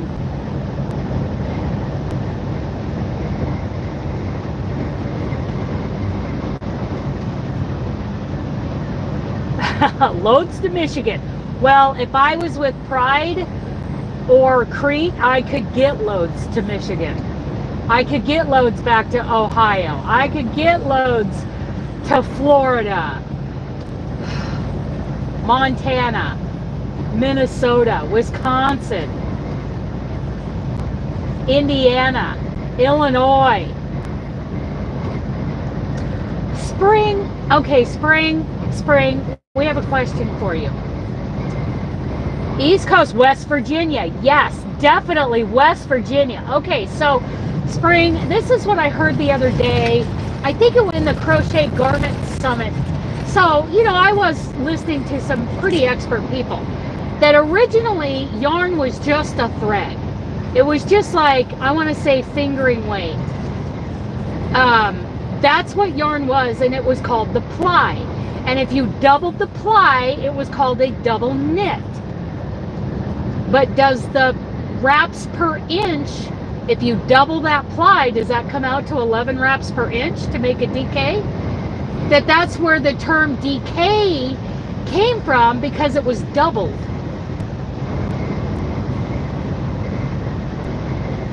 So doubling either like a fingering weight, is it a fingering weight or is it a lace weight that you double up? that will make 11 wraps per inch for a DK. If I understood what I was listening to, Barrettes. Yes. Oh, hi, Kari. Hello, hello.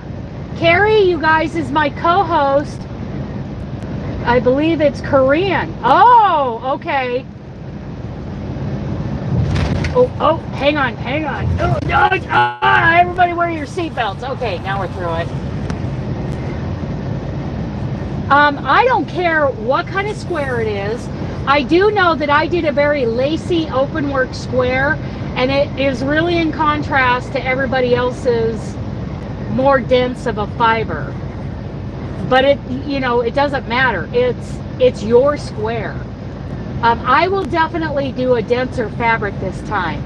Just getting ready for the Yarny meetup this morning at Panera. Oh, yes. Is it the gal who just signed up like on Zelle?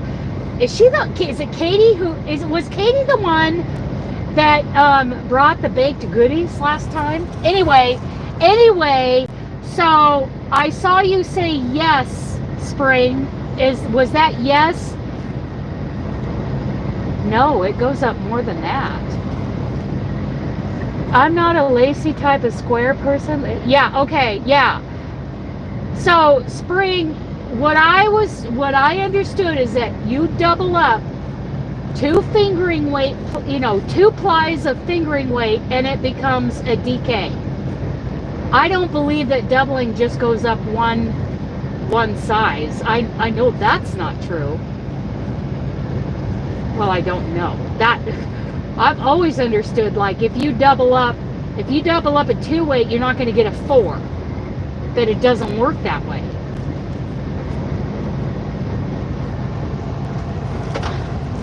That's what I understand. But Spring probably knows a whole lot more about plies than we do.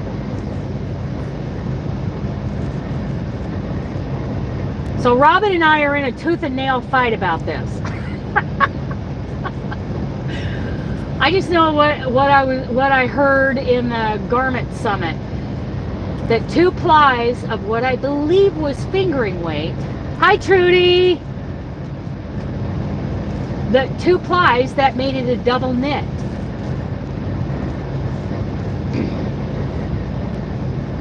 Trudy, we're talking about the weight of the single ply doubled and made into a 2 ply could be any weight. I think you're right. That I believe. That's for sure. Okay, bye, Steph. Thank you for coming in. Trudy, we're talking about a square swap. I've doubled DK and it's thicker than our chunky. Yeah. I don't believe that, like, 2 sport weights. Oh, you're talking, okay. Robin, we're talking about 2 different things. We're talking about 2 different things. Because yarn was originally done in plies. In fact, in Australia, they still refer to it as plies.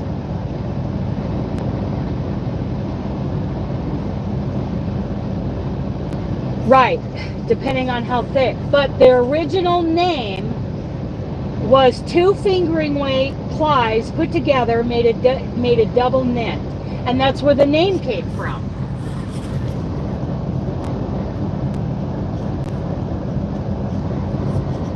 I don't think so. I think it's not gonna match up to the wraps per inch.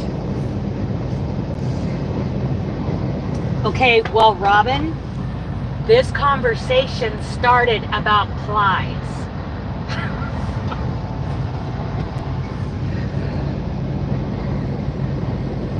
And what I was saying that you disagreed with was that originally yarn was in fingering weight plies, and when they put 2 together, they called it a double knit. We're talking about two different things. So you can have your argument and I will have mine, because we're talking about two different things.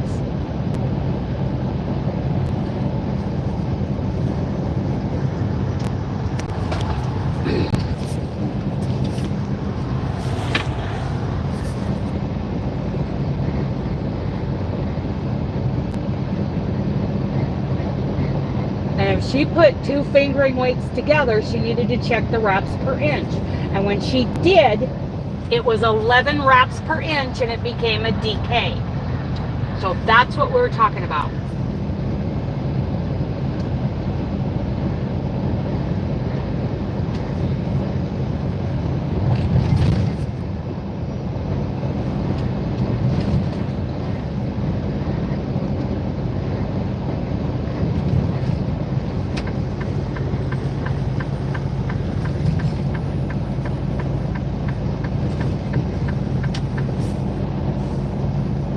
Sorry, my mouth is full.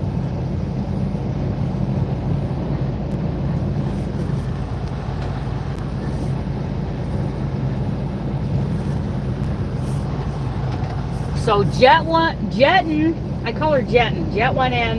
Jetton is Kari, and she is my co-host for the Pacific Northwest Yarny Social.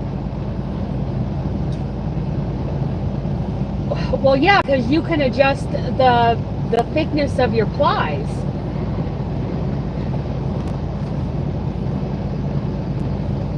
So my point is, originally, yarn was basically a fingering weight, and two of them was called a DK.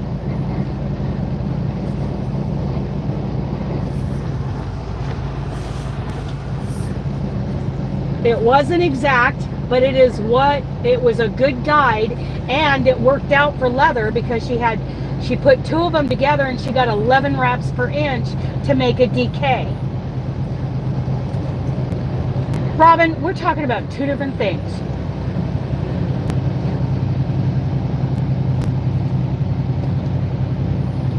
A ply originally was a fingering weight. Yes, and it worked. She put two together, got 11 wraps per inch, which is a 3-weight.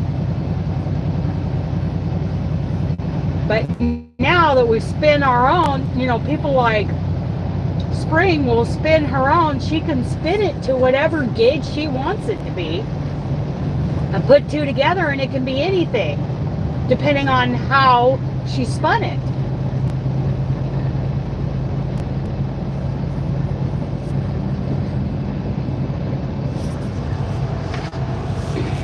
I'll stick with the experts.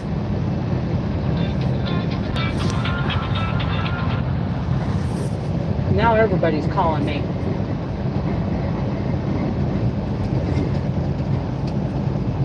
Yeah, now I'm talking about originally.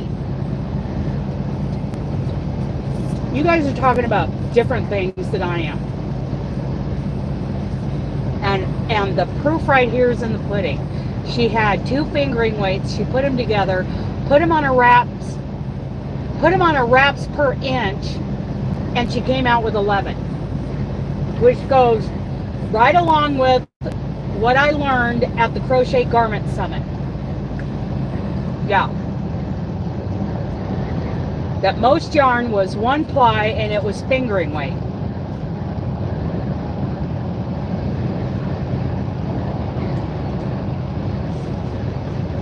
I'm talking about late 1800s. And there were yarn manufacturers. When people would unravel their sweaters to make granny squares, that was fingering weight wool. And when you put two of them together, they were each a ply. It was a ply. They were done in these tiny little fingering weights. That was a ply, and when you put two together, they called it double knit, and that's where it started with the size 3.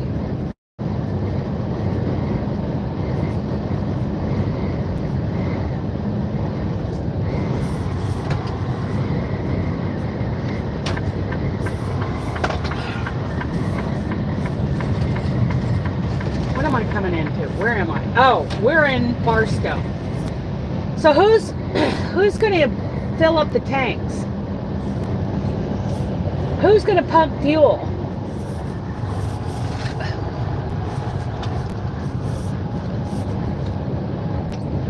And in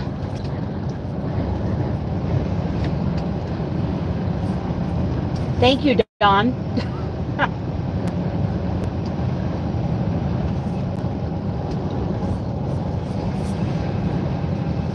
Thank you, Don. Yeah, I have that old book too. Do you have the one? Do you have the one that Corinna had on her Just Vintage Crochet, where it's a compilation of all their crochet publications? Because I have that book. It was pretty expensive, and I got it for cheap compared to what you're going to get it for on Amazon.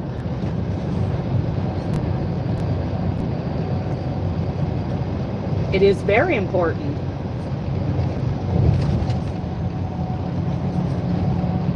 Oh, it's in storage.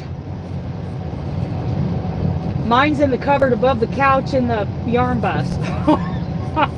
I love that book. Love it. I don't remember it saying that about the double knit, but now I'm going to go look. Oh, yeah. Oh, I love crochet books, especially antique vintage ones. I got that one from 1893. It's called The Art of Crochet, and the cover is just disintegrating. It is in such bad shape.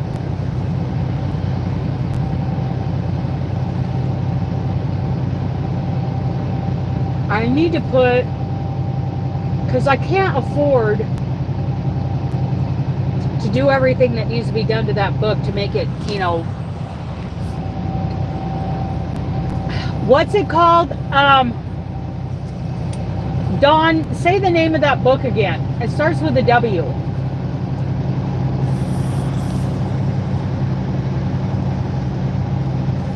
Mine was called the Art. I have that one that starts with, I want to say Walden's, something like that, where it's a compilation.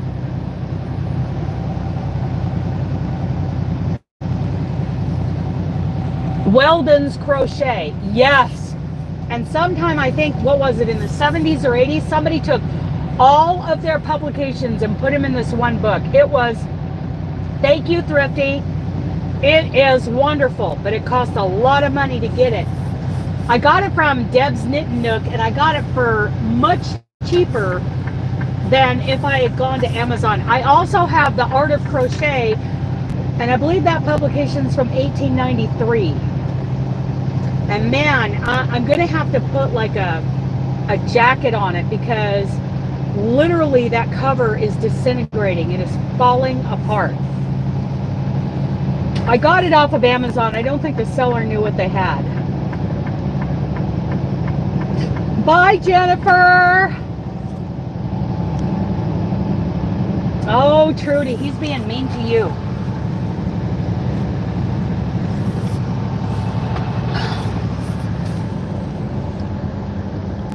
Love those books. I love old antique crochet books. Oh my goodness. Well, I just like old books anyway, but if they're about crochet, I turn inside out for that.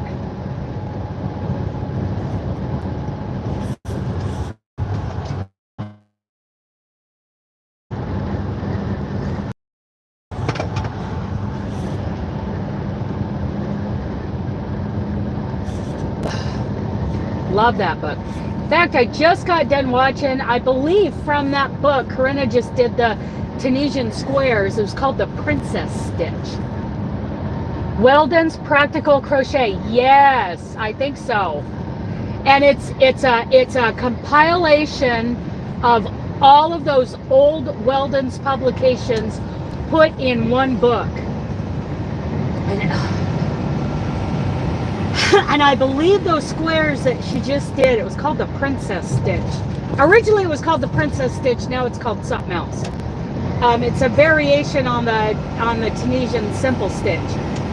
Cute, cute, cute. I love old books. So the Art of Crochet 1893. Now you can find that in the National Archives. So you don't have to purchase it. Now the Weldons, I don't know if it's on there or not, if you can find it in, you know, in digital format. Yes, I know. I love Antique Pattern Library. Talk about a rabbit hole. Yeah, Internet Archive has, oh yes.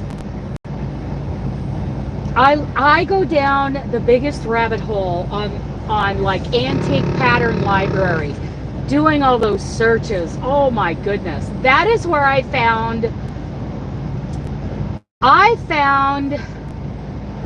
a granny square, you know, like plate, like drawing plate. That's the earliest I found a granny square in that was published, was in that The Art of Crochet of 1893. So I went and ordered the book. And then, well, Robin, this is a compilation of all the volumes. Yeah, National Archives, yes. Archive.org or something like that. But then take exit 178 on the right to Lenwood Road. Okay, so at that point there was like, at one point they had called the Granny Square the American Square, because out on the prairie they would take these old sweaters. You couldn't just go to Hobby Lobby and buy yarn. They would take these old sweaters and that were moth-eaten or whatever, and pull those threads out, and they would hand these threads, these plies, these, you know, fingering weight plies, and hand them to the elderly person in the household, and she would save them up and make squares, granny squares. So there was one article that called them the American Square. Well, then in Weldon's publications, which was earlier than that, I believe it was earlier than the 1893 book that I have. Weldon's published a granny square in one of their publications. So it may, I mean, all those people came from Europe and other countries anyway.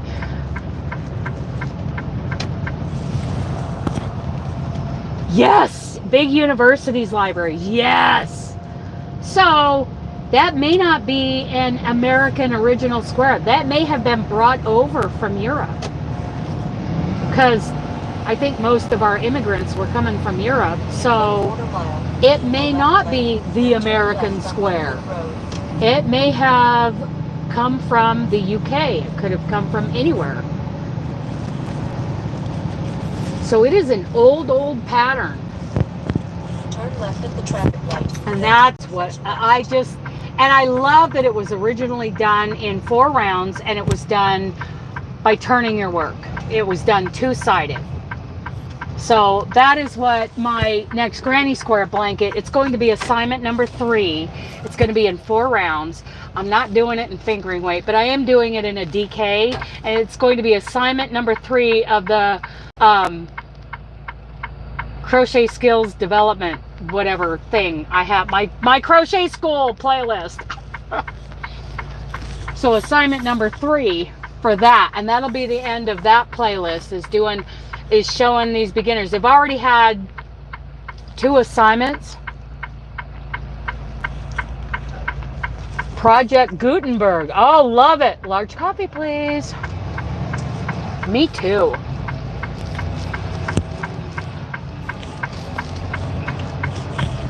Turn left at the traffic light, and then take the 3rd left.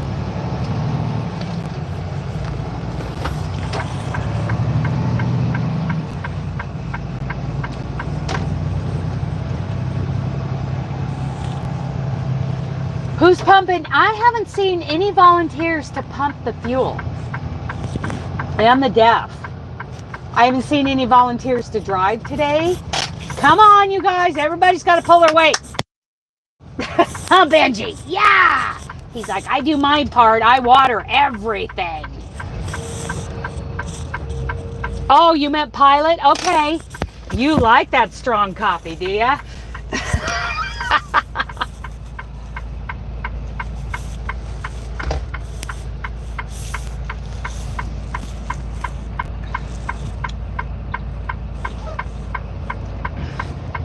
Here we go. Okay, Robin wants some strong coffee. That stuff eats holes in my stomach. I like smooth U-Ban, but I will drink some pilot coffee every once in a while. But I get the mildest stuff I can find. I don't get that. How do we do the DEF? It's just another tank. It's on the same pump, but it's a tank that's underneath the driver's side step. And you just pump in the DEF like you would the fuel. Do you know how to pump fuel, Robin? You are from Washington State. You may not.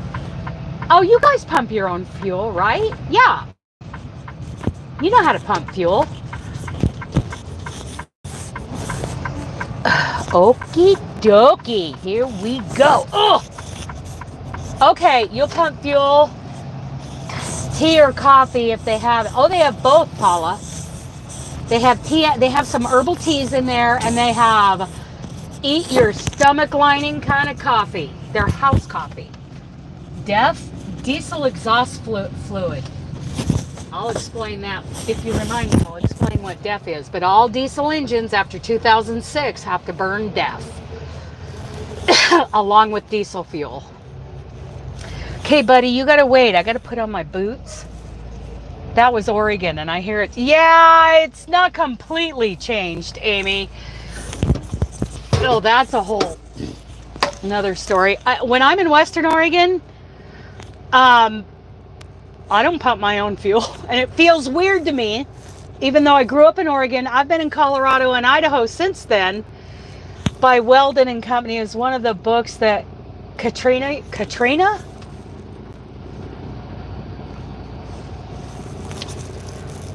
You mean Corinna on All Vintage Crochet? Yeah, she uses that book. I think she's tired of that book now. Okay, so I'm going to roll down the windows. Let's not roll them down too far in case they start playing music. Then I get dinged. Okay. On duty. Doop. Fuel. Buddy, you gotta wait till I'm done pumping fuel. Then we will go park and take the puppy for a walkie. Puppy for a walkie. Hi. Okay. So I'd like to look up that Weldon's which one of the publications of Weldon's that had the granny square in it, and look on the date of it. It might be later than my 1893, 1894, my 1890s book. Crochet book. So maybe it is an American, but you got to figure all those people who are out on the prairie, most of them were not born in the US. They brought that knowledge over from Europe or down from Canada. I mean, even Canada. Those people came mostly from Europe. So I'm not sure it's fair to call it the American square, although I like it. Hang on, buddy. I gotta get this garbage out of here.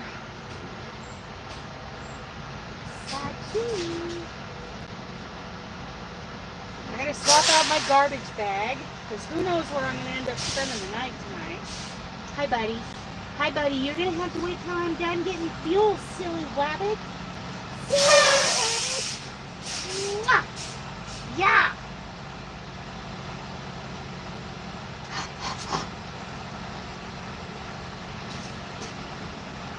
Do you guys remember Karen doing that tutorial on the leaf of 1894? That came from my book. That's the leaf I want to make like a bed cover out of. In muted purples and blues and grays. So if you look up the leaf of, I think it's 1894, from KB Fibers. That's one of those that came out of that old book of mine. Okay. You wait.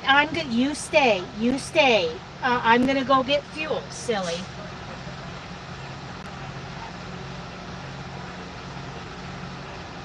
Corinna, yes. Yeah, that's where I got the idea for it. As soon as I saw her talking about that book, I'm like, I gotta have it. For many, their tradition kind of changed a bit, so maybe, I don't know. I have no idea. Oh, darn, Robin, you might have to go yarn shopping. Yes, it was a mix of different cultures. Okay, I'm getting fuel. You guys behave yourselves. That means you, Robin, and Spring. No, go lay down. Go lay down. Go on. Go lay down. Go lay down. Go lay down. Go lay down. Go on. Do what I tell you to do. Go on. Lay down. Good boy. Stay. Don't be trying to jump out the door while I'm getting fuel. Yeah. He gets pushy. He's a little spoiled, you guys. I mean, but they should be, right? Okay.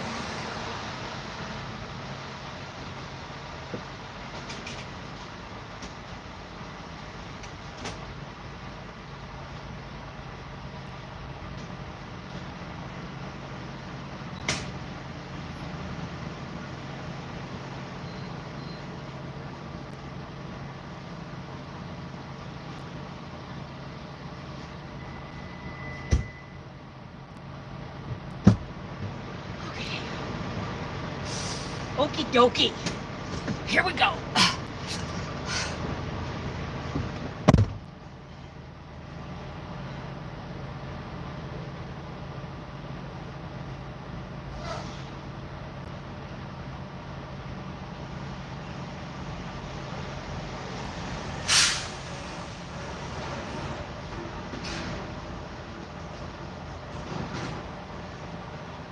So you came in here to promote your thing, huh?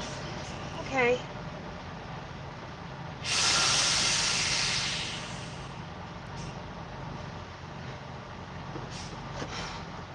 Where are my keys? Okay.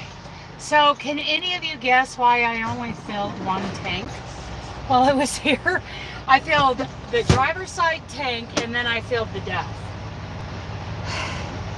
But if any of you have any experience with these diesel pumps, I bet you know why. Okay, we are going to go walk the baby, which means I'm gonna, nope, has nothing, I don't pay for it. I don't pay for it.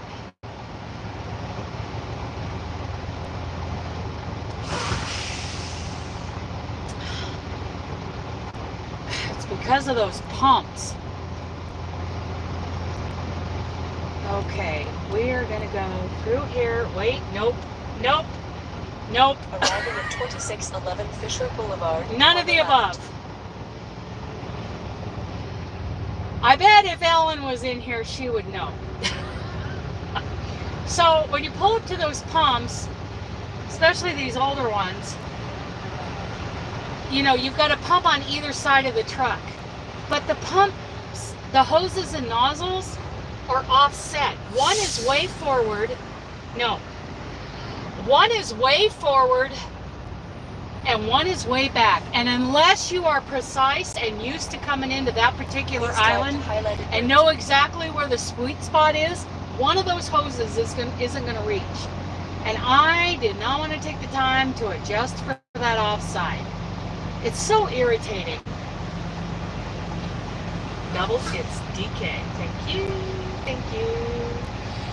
It's because the pumps are offset and I missed the sweet spot when I pulled in and the offside hose would not reach my offside tank.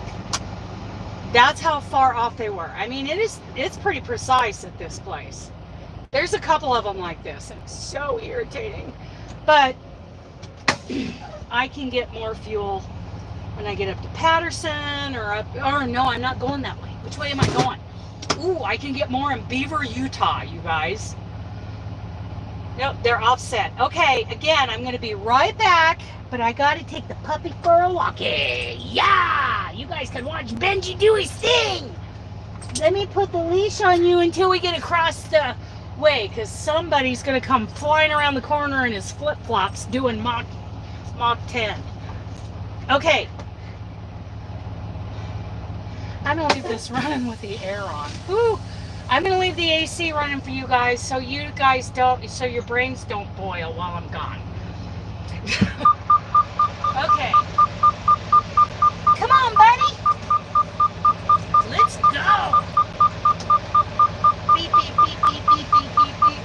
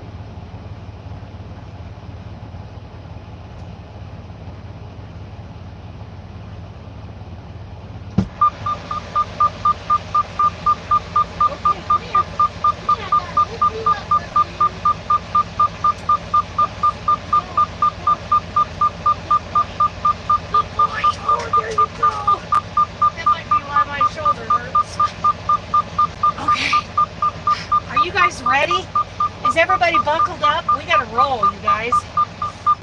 We have to roll. We are headed about 2 hours away. Oh yeah. Oh yeah, baby.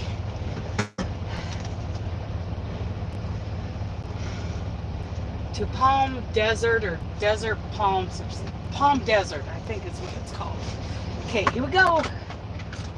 Why would that make me go that? What? No. Lucerne Valley. Is that a truck route? No, we're not going that. It'll take us more than 2 hours because this thing's got us going down some winding goat trail. We're not going down a goat trail, you guys. What?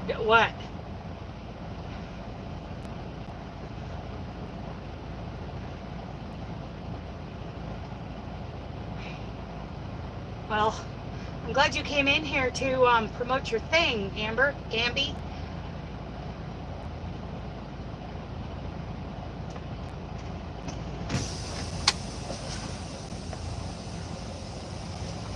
Okay. It's all right. I wasn't talking about anything except for trucking, boring trucking stuff. Let me see. Here we go now. Everybody buckled up?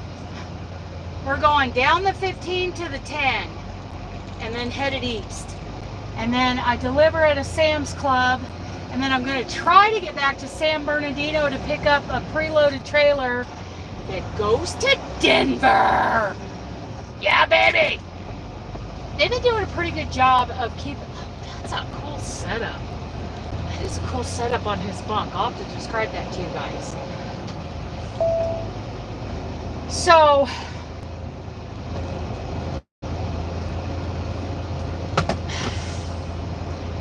he's in an older truck, one of these older long nose. What is that? That's that's an old style Kenworth. Those are nice. And the sides of the bunk are actually like they're windows, but the doors like open up, like swing open. So on right there by the window, he had like I want to say like a camp stove, and he was cooking his meal. Yes, so I can get out of California, Amy. I'm sorry, I know it's where you live, but I want to get out. Of course, they sent me to Arizona, and that was a mess because those... Ellen, you're here! Because those lanes, those freight lanes have not been developed for this company. And we have no empty trailers in Arizona. And until they start keeping empty trailers at these shippers in Arizona, that is going to be a mess. And it was a mess for me. So I did a lot of sitting when I was in Arizona. What turn you're right on High Point Parkway, then turn right. Oh, I know. It's hard. Okay, hurry back, Ellen. I want to tell you the latest thing. Hurry back, Ellen.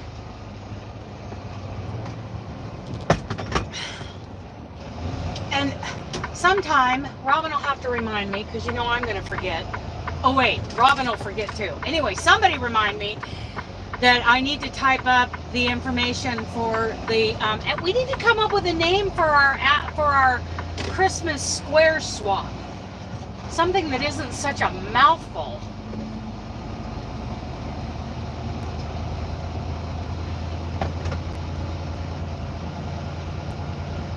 Let's see.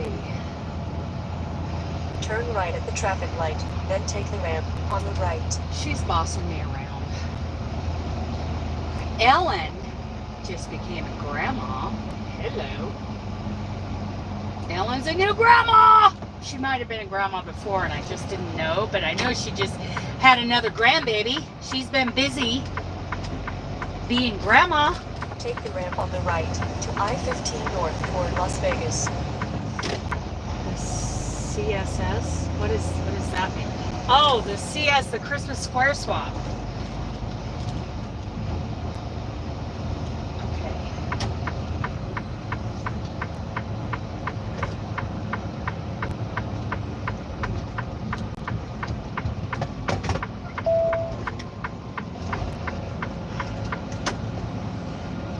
Yes, congratulations to Ellen. We saw pictures in the Discord group. By the way, I love my Discord, you guys. The people that have joined me in there, it's called Dana's Wanderlust Crochet Testers. And you don't have to be a tester to join. Yeah, and we're not always active, but when we are active, it is so cool. Oh, a square along! That is funny. Robin, did you hear that? Oh my goodness, a square along. I forgot to go look at that comment. That nasty comment that was made to miles, exit 175. Oh my goodness. Well, I can't use the term square along if anybody else is. Robin, did you hear that? A square along.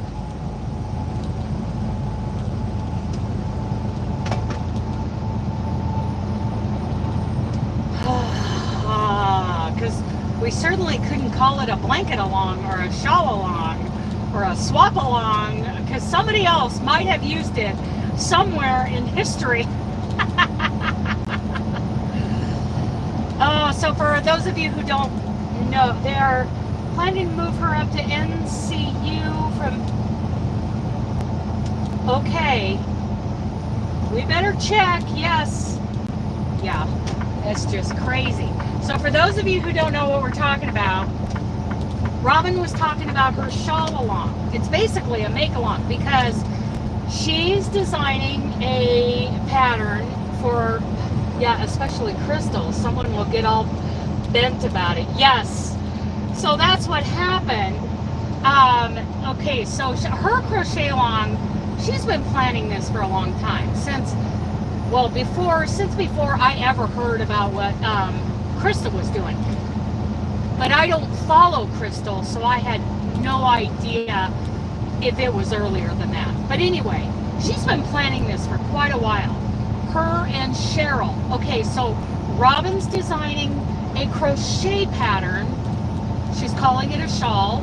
And take exit 175 on the right to Outlet Center Drive. I don't think so. I think you need to quit yakking at me there, GPS. And Cheryl is designing a knitted shawl, and they're calling it a make-along or a shawl-along or whatever, and you can choose to do one or both. And it starts this Sunday, and I know that both of them are beautiful. So Robin starts talking about her shawl-along, and somebody in the comments just went off on her because somebody else is using the term shawl along. Hi, Karen. Yeah, heaven forbid, because apparently Robin is not allowed to have a crochet along, a make along, a shawl along if Crystal's having one, because Crystal rules the world. I don't think so. She certainly doesn't rule my world. Love Crystal, nothing against her, and I'm sure Crystal would be like, what? You don't need to talk for me. Not my world. Yes, definitely. In fact, I don't even follow her. And I know that, you know, when I say that, some people just suck all the air out of the room because it's like, how can you be a crocheter and not follow Crystal? Love Crystal. She's got her own thing going. It is not my thing. It's not my thing, right? So for someone to admonish Robin in a comment, I mean in a nasty way, because she's having a crochet along at the same time as Crystal's very beautiful shawl crochet along. We're talking Crystal from Bag a Day. I mean, yeah, she's got over 1 million followers, and she has this huge, you know, shawl along, crochet along going on right now, and it is a yeah, I don't think she would give a rip. Yeah, it is a beautiful, beautiful shawl, and we're like, kudos to you, Crystal, for, you know, doing something that is out of the number 1, number 2 crochet level. And And she did it well, from what I can tell. I haven't really dove into it, but it is gorgeous. And the thing I love about it the most is that she is not in this level 1, level 2 realm.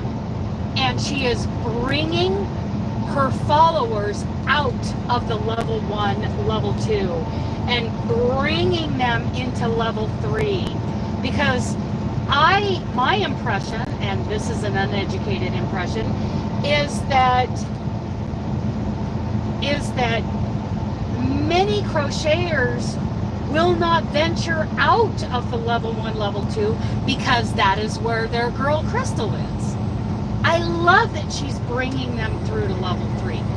I am just, in my mind, I am doing backflips and pirouettes in a tutu, because I'm so excited for this shawl. There are all kinds of MCALs. Yes, and she doesn't have the rights to the phrase shawl along. Yes, it is their comfort zone, but I love that she's bringing them further, because she has huge influence, like astronomical influence over, I want to say at minimum, hundreds of thousands of crocheters. And I love that she is bringing them further. And I think I feel like Crystal, she's kind of mentioned this, and this is a guess, I cannot speak for her, but I get the impression that she feels like those are where they want her to stay. And it's like, girl, yes, we want to cater to the people in our tribe, right? We want to cater to them. Yes, we get tired of the beginner things. We want to move on. I have not made the butterflies, but I haven't even seen them, haven't heard about them till now. But, I did one of her patterns years ago. It was that decorative pot holder that looks like a hen.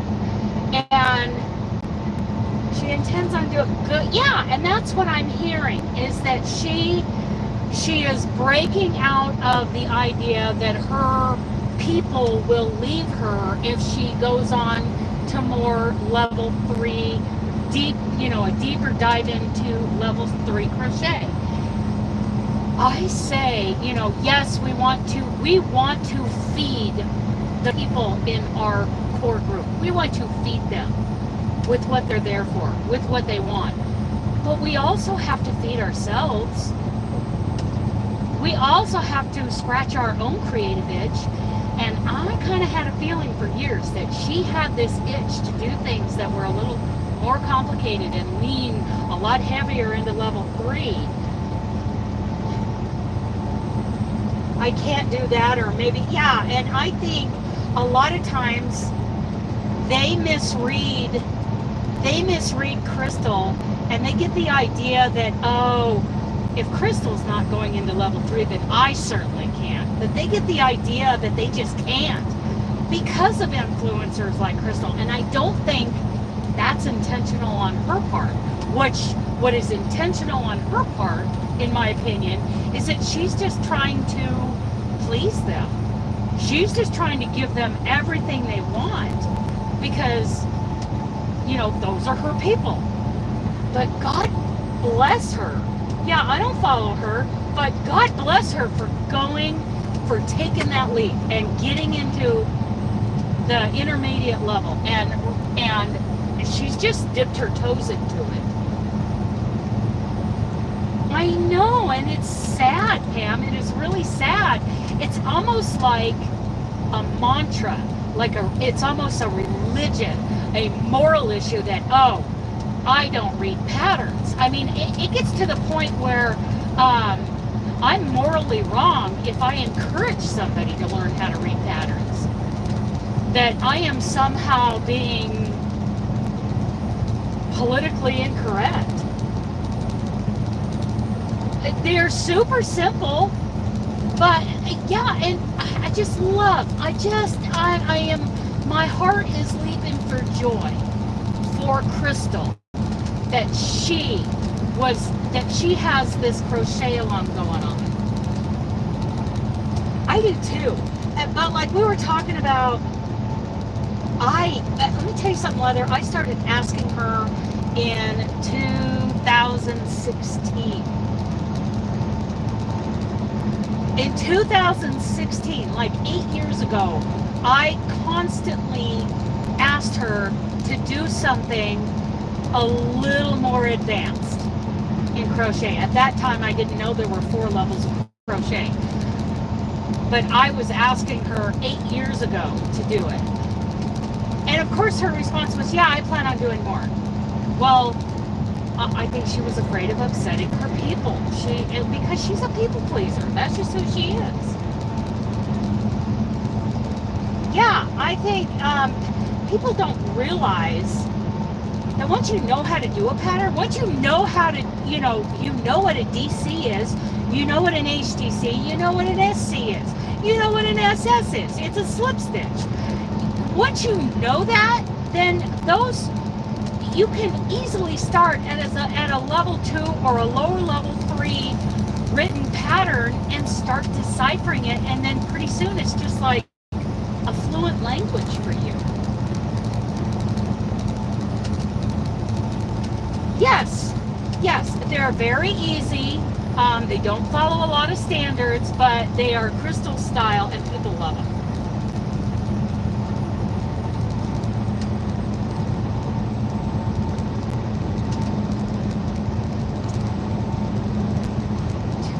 People to reality, how far they get you. My head isn't wrapping around that. My head isn't wrapping around that, Ellen. All I know is she loves her people, and she's a people pleaser, and I feel like she has held herself back because I told her 8 years ago, you are capable of so much more. And I was still a level 2 crocheter at the time, very much a 1-2 crocheter.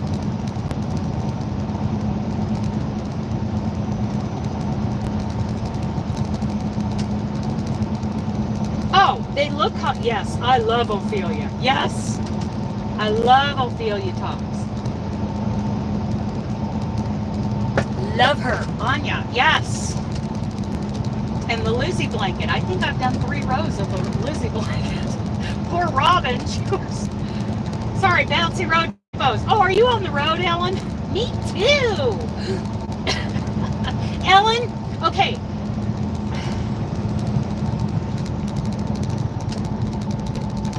To spread her wings. You know, maybe you're right. I don't know. Maybe she was waiting for that.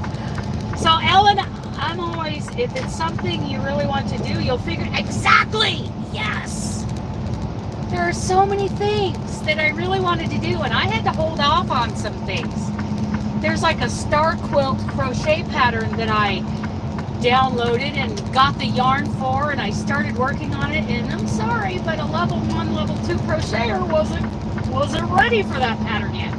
But I've learned since then, I can do that pattern now. Yep, in Wisconsin, headed to Jura. Okay, so Karen, earlier, right after I got fuel, I got in the truck and Ellen, I knew that if you were here, you could answer this question. I pulled up to those pumps in Barstow, and I planned on filling both tanks in the depth. But I ended up filling the driver's side tank and the depth, and I did not fill the off-side tank and the depth. Yarn coming soon, cool. So, and I asked them, why would I have skipped the off-side tank as a last-minute decision? And if Ellen was here, she might know the answer. At least your husband might know the answer.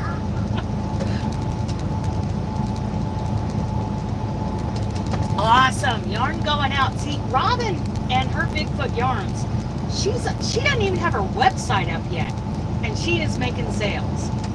Oh, that reminds me, Robin, I need a prize. No, I'm on the phone paying bills. Okay. I always looked at crochet as easy. It's the stitch fort crocheter, Dawn. Tell you what, I have not done a wedding gown in size 5 thread yet. Yes, that's the thing. We got to get permission from everyone on the internet. That's Robin. You missed it. You missed it. Leather said. Well, anyway, Leather made a comment. You can't. You better not call it make along or something like that. A square along.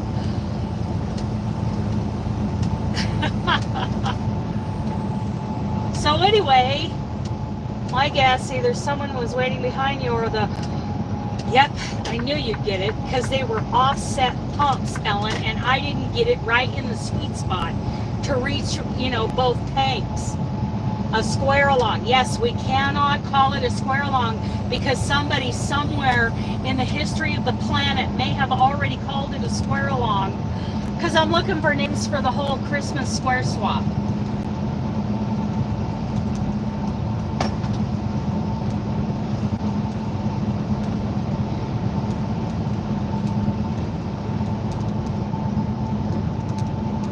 Okay, what are we doing here? Okay, you're only doing 56. Okay, I'm not in that big of a hurry. I've got 112 miles to go. See, it wasn't that much of a difference. It was 120 one way or 120 the other. And I wasn't taking that back of the mountain windy goat trail to get down to the 10. Call it what it is. Yes, it's a Christmas square swap.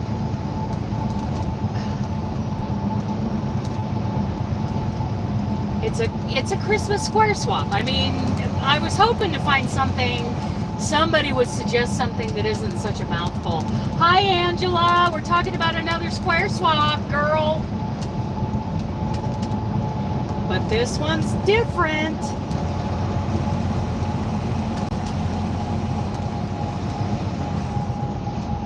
A CSS? Should we do it hashtag CSS?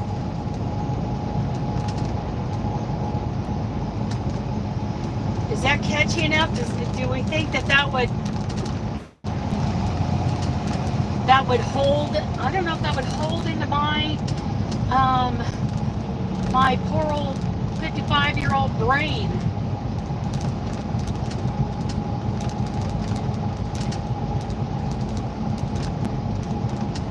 Yes, you were right, Ellen. The offside wouldn't reach because I didn't get it right in that sweet spot with those offset pumps. You know what I'm talking about? Christmas. Nope, no back pockets. Or elfin squares. Elfin squares. How many people like elfin squares? Our elfin squares.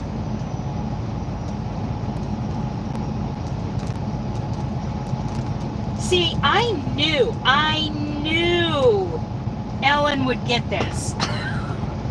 Those offset pumps, and I missed the sweet spot. And totally different projects. What are we talking? Yeah, elf squares. I think that's super cute. Our elfin squares.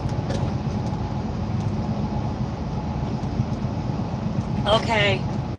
Show of hands, you guys.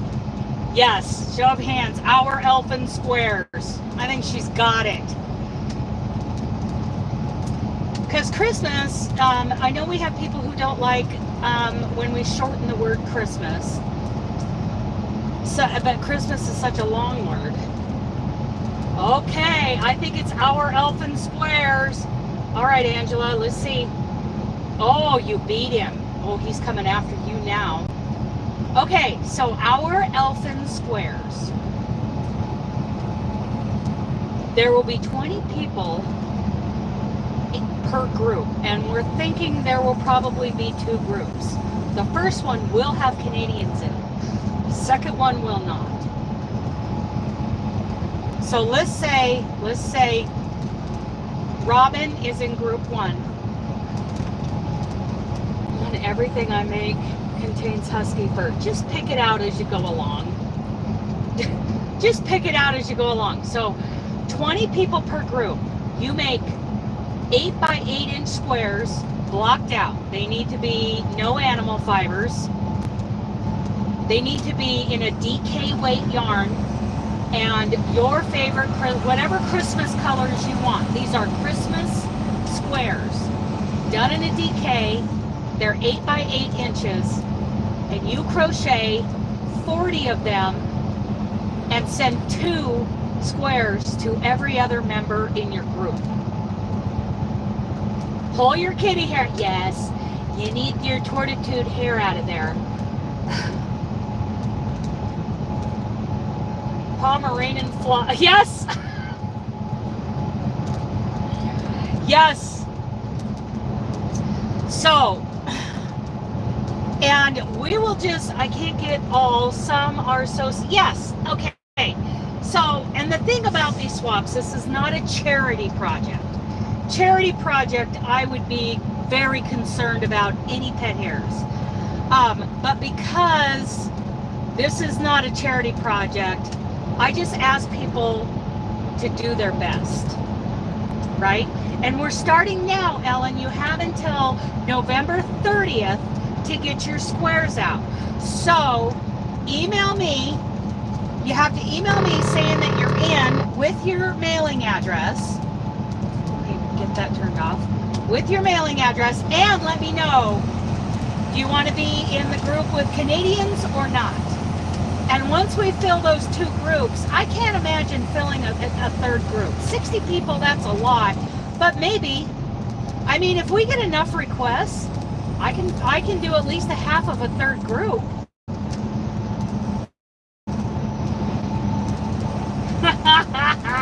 Do your best. Use lint rollers, pick it out.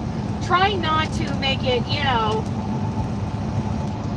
try not to make it more, you know, pet hair than yarn.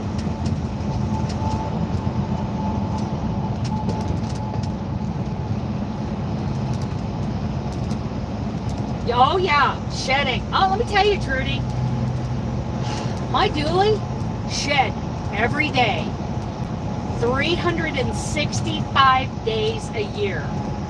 He may have been a very short-haired dog, but that undercoat, he was shedding all day, every day. Oh, cool, Ellen. Very cool. No animal fibers other than, you know, what pet hair we can't seem to get out. But do your best. You know, we do our best, especially when we're crocheting for someone else. We make sure all our ends are wove in. We have blocked them to 8 inches, and they go very nice and pretty when it's going to someone else. And we pick out as much pet hair as we can. We use rollers, we use our fingers.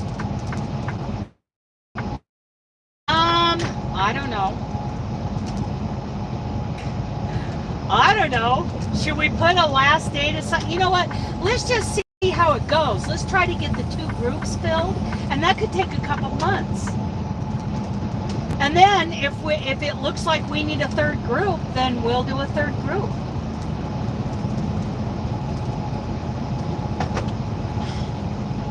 But I already know, I don't know what colors. I haven't decided on my Christmas colors yet, but I already know what square I'm going to use, and it's very traditional. Okay, we're going to take the 215. So we're coming up on Victorville, California. We just left Barstow. Coming up on Victorville, then we go through Hesperia, and then I'm going to take the 215 cutoff and head over to 10. Who, what? Who wants me to subscribe to them? Okay.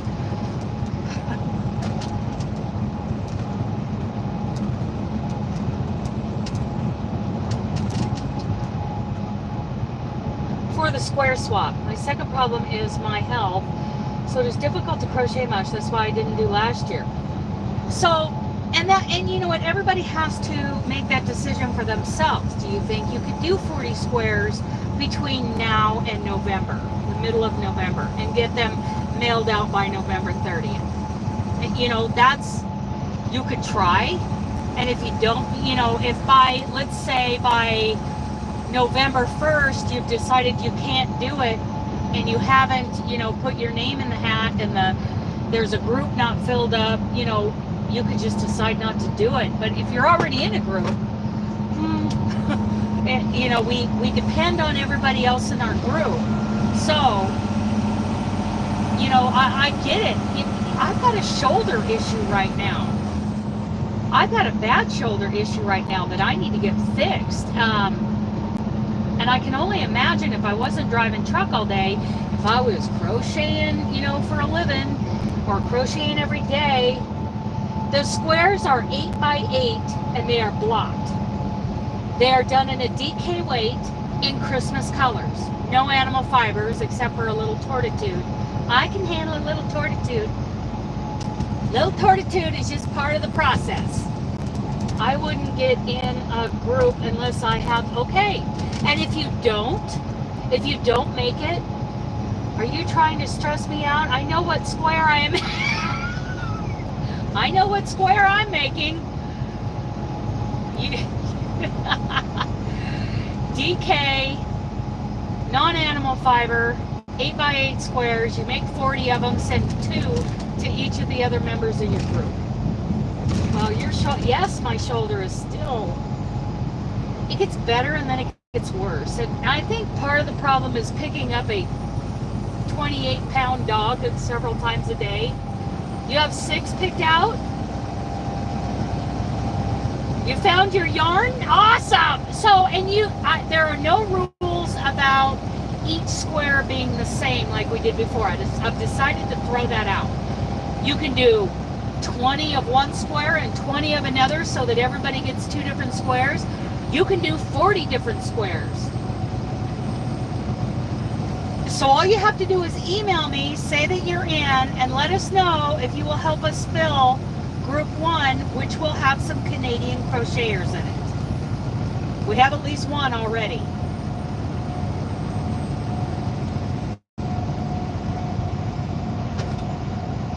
And you have until November 30th to mail them out.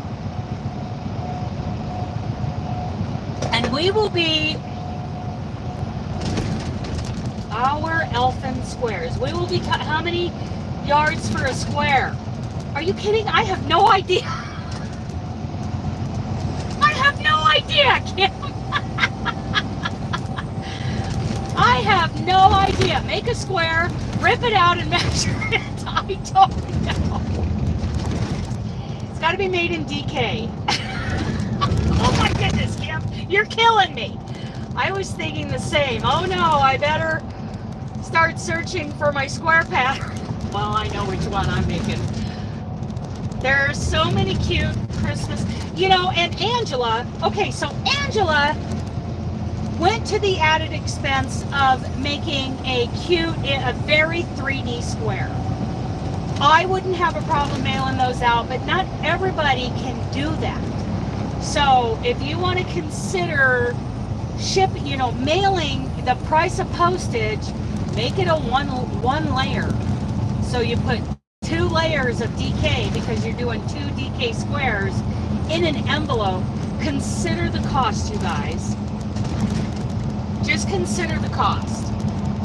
Katie, Angela. Yeah, Karen probably has a pretty good guesstimate because she has dove in. Is that the way you say it? She has dove into that kind of thing many times. She's kind of our encyclopedia.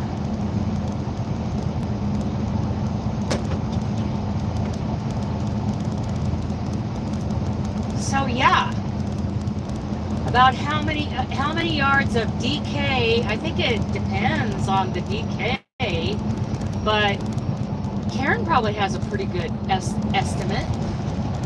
Wouldn't surprise me if she doesn't. I mean, no, I know I don't.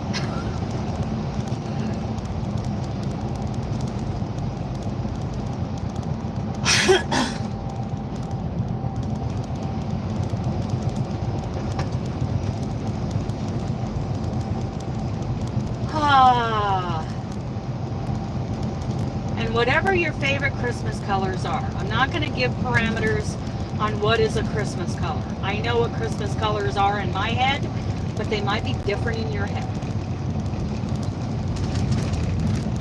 I mean, traditionally, I would look at the colors on our strand of Christmas lights on the tree. What do we got? We got red, green, yellow, or gold, and blue, you know. But, you know, like Robin, we were saying earlier, maybe your Christmas colors are silver and blue. Maybe they're gold and green, you know. All of those. I would have to make an 8-inch square, weigh it, and figure out how many yards. Okay, yes. And she knows where to find that formula. And I keep meaning to ask you where to find that formula because you posted it in the Discord. And I keep forgetting to ask you to post it again.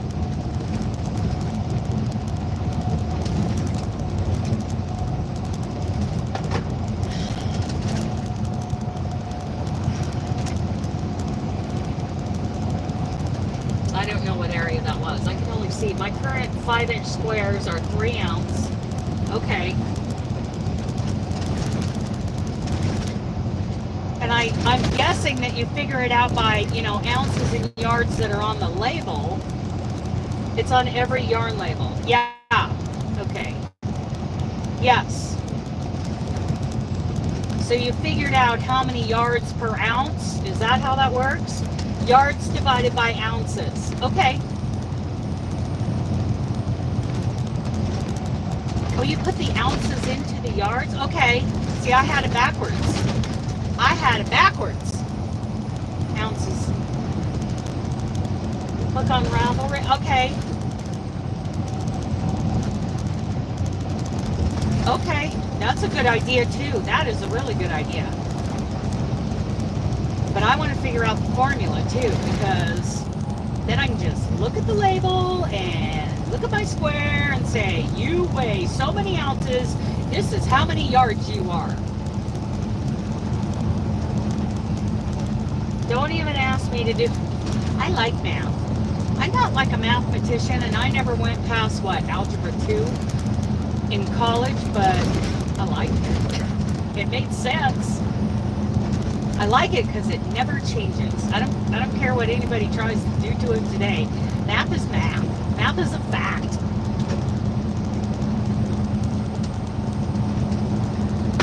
New math. There's no such thing as new math. Give me a break. Math is math. Whoa, hang on everybody. Hang on everybody. Everybody got your helmets on? Safety vests, water wings. We're going through Victorville, which is, well, Hesperia, which is nothing but nasty roads. Right? Yes. Math is a huge part of crochet. Geometry is a part of crochet. I can picture geometry and angles in crochet.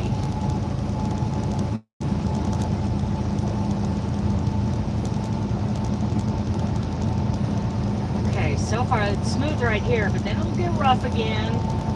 Ugh. Helmets and water wings and safety vests and bulletproof because I signed up first. Oh, did you sign up first? Well, we'll see, Missy.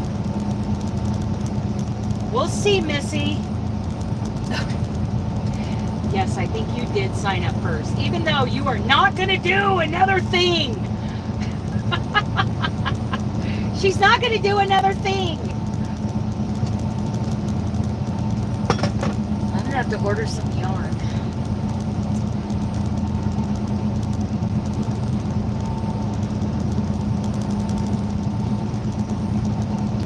I need math for weaving as well. Yes.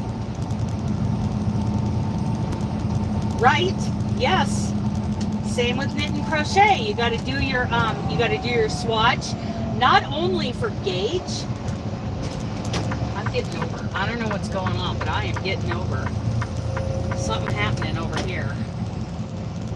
Not only for swatch, but for the amount of yarn. You know, not only for gauge, but for the amount of yarn. That's what I'm trying to say. Blah, blah, blah, blah, blah, blah, blah. So, yeah, you weigh it out. You figured out how many yards that was. And you can figure out how much yarn you need. Kitty hair in mine and my hair. Oh, yes, I will have plenty of hair. And there might be some Benji hair in my squares, even though he's got a puppy cut. There's still some long Benji hairs laying around my world. In fact, there's one on the phone right now. I need to vacuum in here. Maybe I'll vacuum today. I don't know.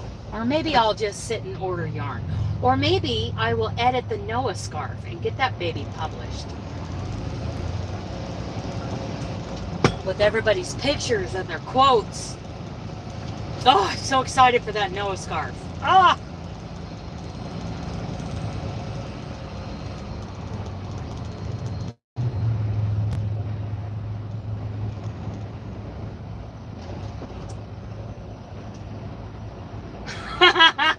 This one's Robin's, and this one's from the kitty, from the grand kitty. This is from one grand kitty, and this is from the other grand kitty. Whoop whoop!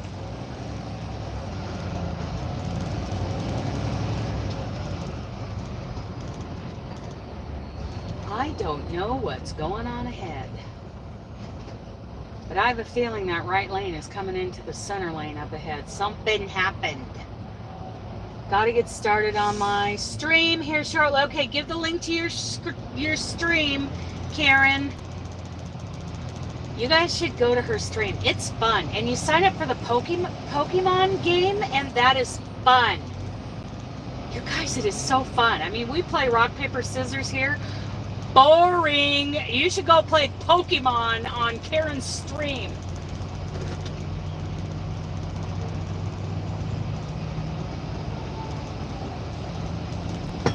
Okay, so I'm about 2 hours away. 10, 11, 12. I'll get there by noon-ish. There you go, you guys.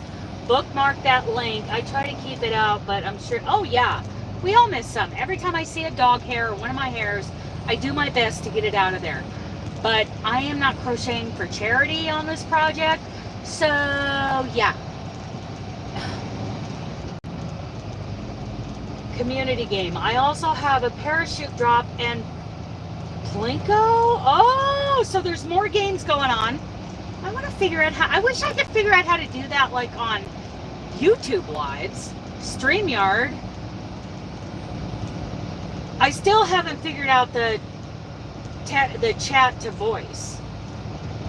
She has worked on this stuff for quite a while, so, you know, she has learned all this stuff. Oh, the Pokemon's fun. You'd probably have to see it, Robin, while it's being explained.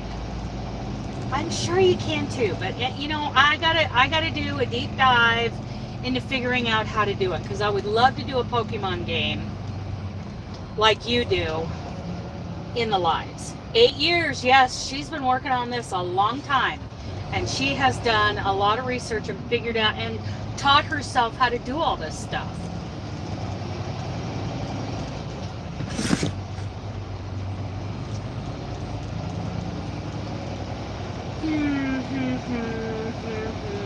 I love me some steak.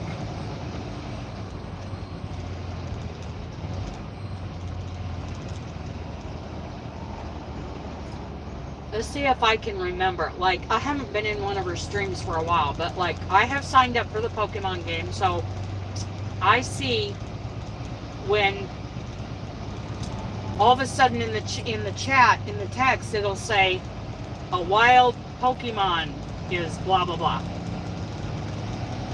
and you have to use a certain code, like exclamation point Pokeball for one kind of ball, and then there's all these different kind of balls you accumulate. Oh, what are you cooking, Karen? Oh, she made bread, and are you doing it in a bread maker, or did you knead that stuff out and put it in the oven? I've done both, but I don't make bread anymore. Anyway, Pokeball, I think, is one of the balls, and then you collect all these different kinds of balls to hit different kinds of Pokemon, and you have just so many seconds to type in the code for that ball, and you throw that ball at that Pokemon to catch it, and sometimes you catch and sometimes you miss. And I know there's a whole lot more to it than that, but that's just my very amateur layman's description. Yes, it does. I used to make, I see it on the stream, I just don't understand Pokemon. Okay. Yep.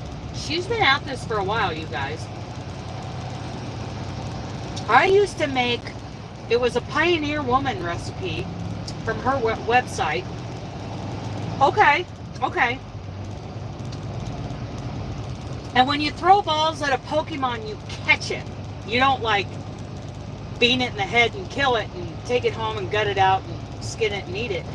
You catch it. There are all different kinds of Pokemon. Elven squares. Our elven squares. Yes, it's after my time too. So yeah. It's way after my time. Way after Robin's, because she was born in like the 20s. So way after Robin's time. I wasn't born until the 30s, so I am way younger than Robin. But, welcome back! So from what I understand, when you throw a ball at Pokemon, you catch it. So you collect them.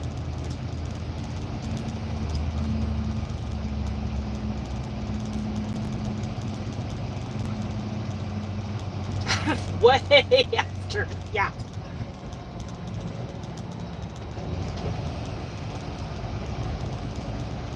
Yeah, it was way after my time. I did play the Pokemon, like app game on my phone a couple of times, driving around town. That was fun for a minute. And then I was done. Our Elven Squares. It's very similar to Pokemon Go. Okay, is that what that app was? Pokemon Go? And like I said, I played that for, a week or two, just driving around town. Kind of fun, kind of dumb, kind of done. I was kind of done with it.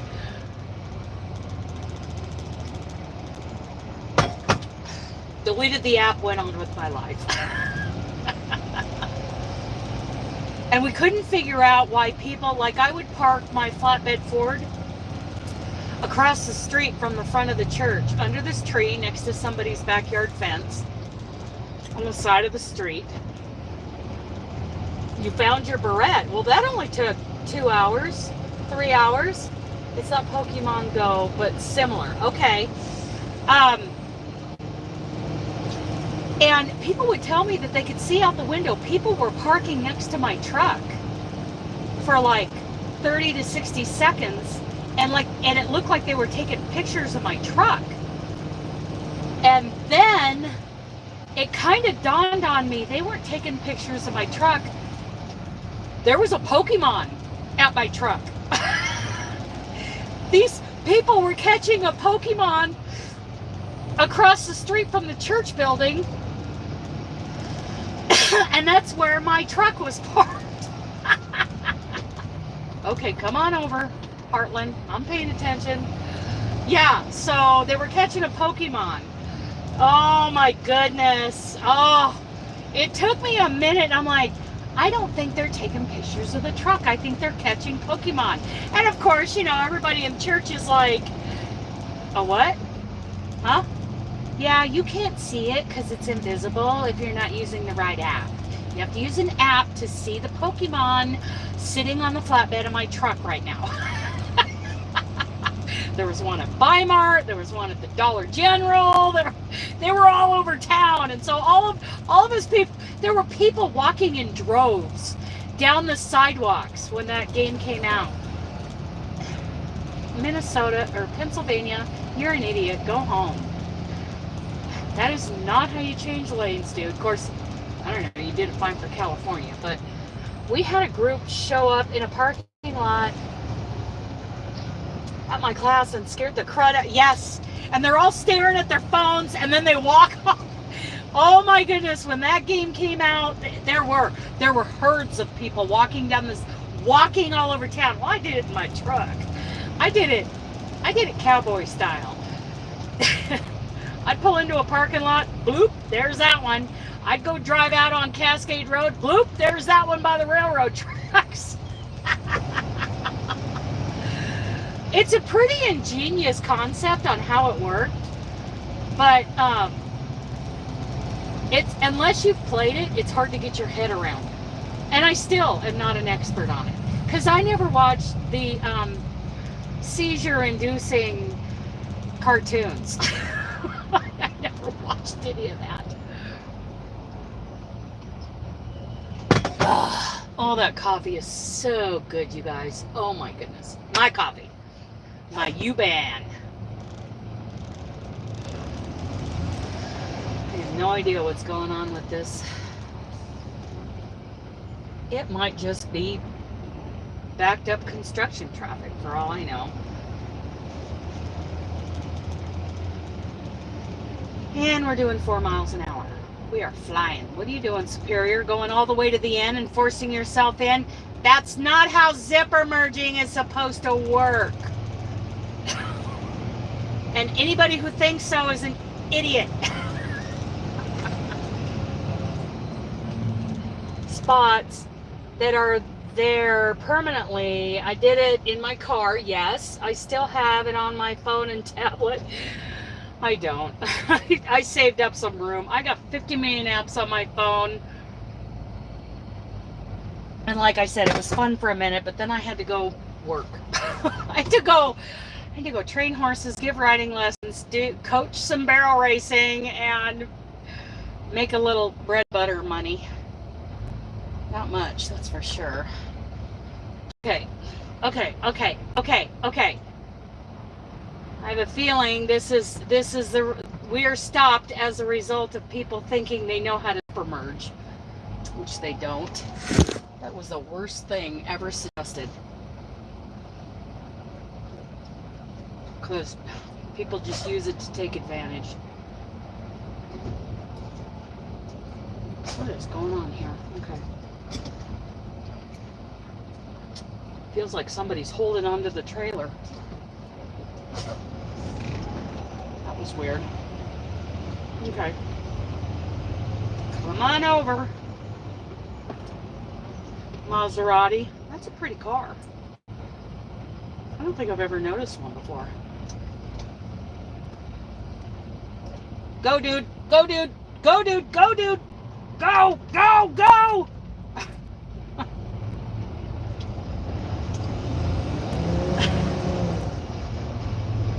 I could see behind me and he couldn't.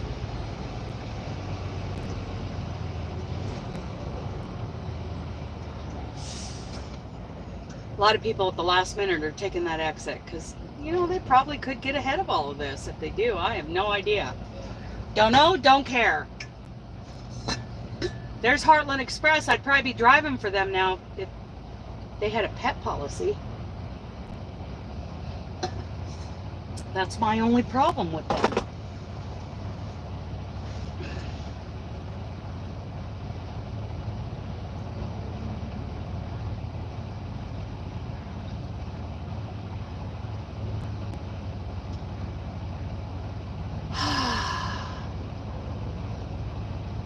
Traffic circles. People do not know how to use traffic circles. Okay, so here's what happened in my little hometown of Emmett. The state threw the town of Emmett this money and said, build traffic circles. I'm like, we don't want traffic circles. Nobody asked you if you wanted traffic circles. You are going to build them. Like they were forced into doing it, right? I don't see how that's right. But anyway, that's what happens. I'm sorry, people. We haven't lived in a democracy in a long time. So, democracy is an illusion today. So they built these tiny little dime-sized traffic circles along St. John's Avenue, and nobody knew how to use it. You yield to the people coming at you from the left. Period. Yield to the people coming at you from the left. Oh, and the other rule is do not enter a traffic circle at the same time a truck is in it. Because trucks take up, if it's 2 lanes, they're going to take up both lanes to get that 53-foot trailer around. I was taught how to do it in trucking school. In fact, there's a sign at the traffic circles in Caldwell, Idaho that say, do not enter traffic circle with a truck. Trucks take up all the lanes in a traffic circle. There's no room for you. There's no room for you in a traffic circle if I'm there with my big butt truck. Okay, I've never taken this side of the split. They call traffic circles traffic calming, but I'm never calm. I learned in Qatar, and yes, that's how you pronounce Qatar. The 6 months I was in Qatar with my husband, they had traffic circles. I mean, if you were within the city limits, it was nothing but traffic circles except on the back alleys. And the back alleys were a free-for-all and narrow, and they were all the things. But those traffic circles were 4 to 6 lanes wide. And in the evenings, the Qataris get out there in their Mercedes-Benz and they cruise. Like whole families. You always yield to the people on your left. If there's people coming at you around the circle from your left, you yield to them. And you go and it's clear. But with those bigger traffic circles, you know, real traffic circles, you pretty much just go, except for in the evenings when the Qataris are cruising until 10, 11 o'clock at night, because, you know, it gets cooler. They've had their dinner, they've gone to prayer, and now it's cooler, and that was kind of their social thing. They would cruise, literally, like we did in high school. We would cruise, and these traffic circles, 4 to 6 lane traffic circles, would get completely packed and stopped. That's how many people were in those traffic circles at once, because they were cruising.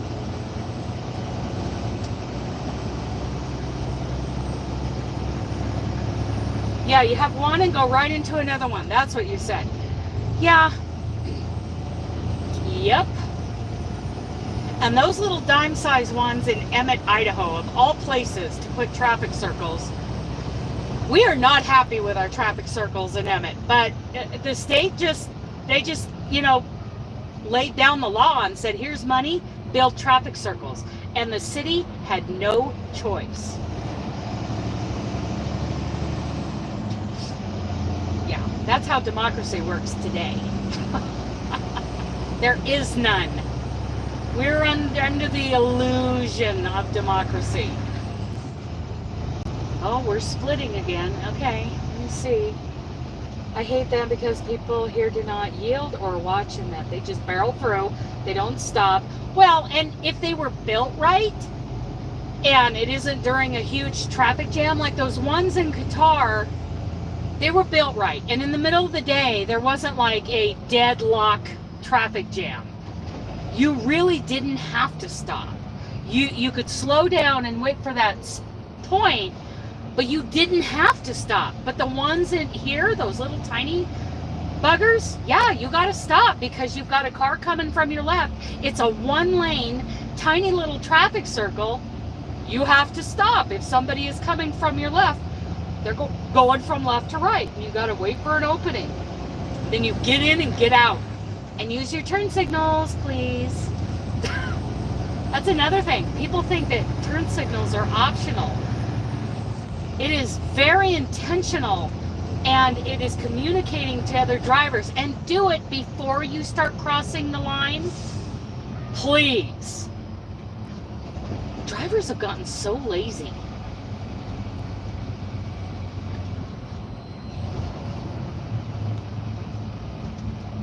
And they just start changing lanes, and instead of using a turn signal, they start crowding me. I'm in an 80,000-pound weapon, and they start crowding me to let me know they're coming over. And of course, you know me. No, you're not. Did you use a turn signal? No, you did not. If they had used a turn signal, I might have made room for them. Lazy drivers.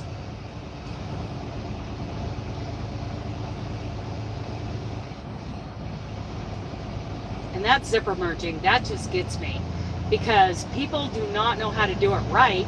And even if they did it right, it still is a failure. It still would not work. Get over when you know you need to change lanes. Do not wait to the very end and force your way in. That causes just as much of a backup as the old way. And only this way it causes a lot of road rage. Get over when you know you need to get over. And ask to get over by using a turn signal.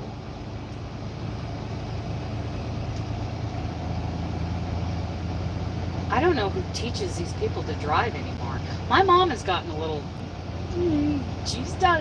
she is getting lazy with the turn signal and going to the end of the lane.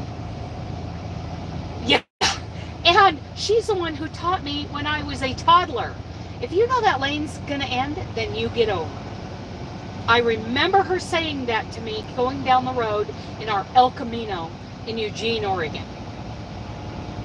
She had an El Camino, you all. She had to duct tape the roof on it. Like every day she had to put new strips of duct tape on the very top of the cab of it because they would rip off in the wind. Loved our El Camino. It was fancy.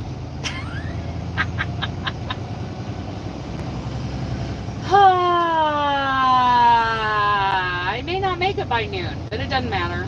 I'll knock on the door. Probably won't be anybody there until 3 o'clock anyway.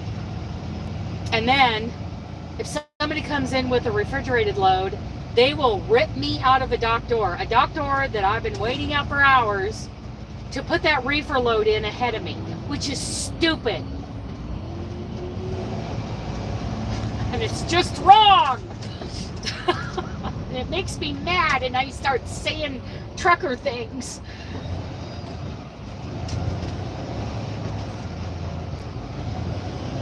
It's just wrong. Oh, this is so fun. Oh, the work zone speed limit here is 60 miles an hour. I'm happy if I hit 5. I don't think there's an incident. I think it's just construction traffic. Oh, and people merging who think they know what a zipper merge is. They don't. Oh, check out this guy on the left as he comes up. He's a veteran. Says Marines on his jacket. It's one of those 3-wheeled bikes. The trucker cussing. That's exactly what happened the last time I delivered to a Sam's Club in Southern California, and they were jerks about it. We have to get you out of this store so we can put the produce load, the fresh food load in. Why? Because it's fresh food. Doesn't his reefer work? I've been here since 11:30.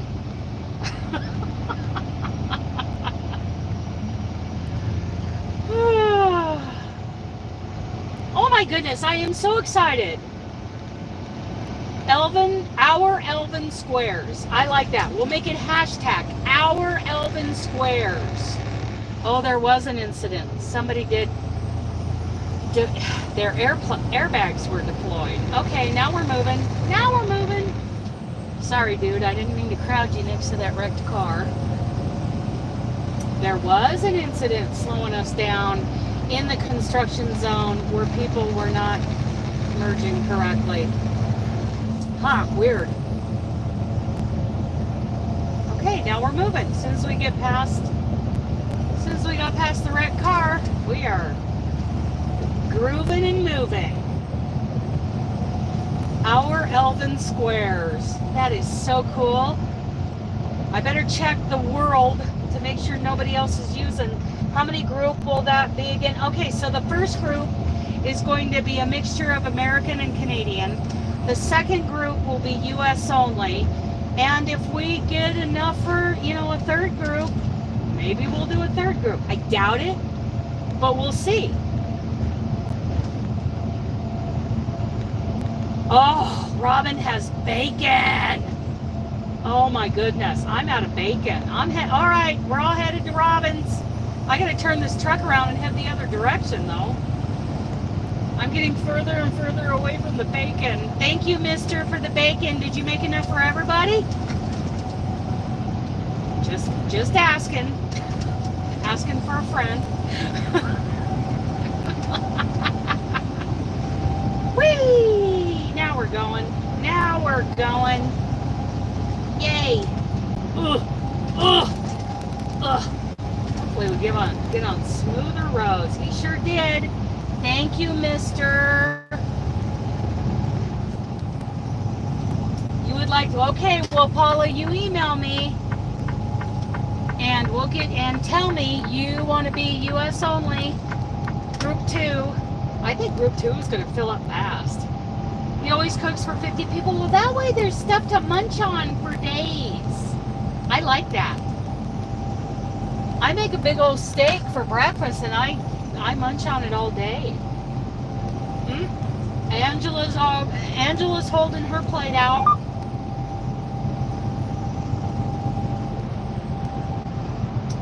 Our Elven Squares. Hashtag Our Elven Squares. Thank you for the name.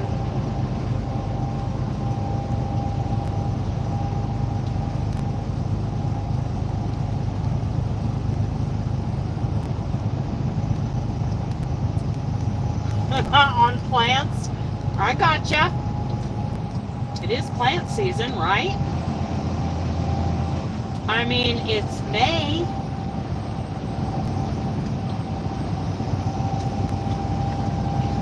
It's May. It's time to hit the Home Depot and the greenhouses.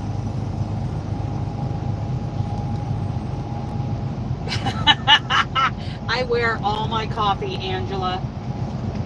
People will think that we picked out our outfits together. I'm headed to Denver. Well, not at the moment. At the moment, I'm heading further down into the armpit of California.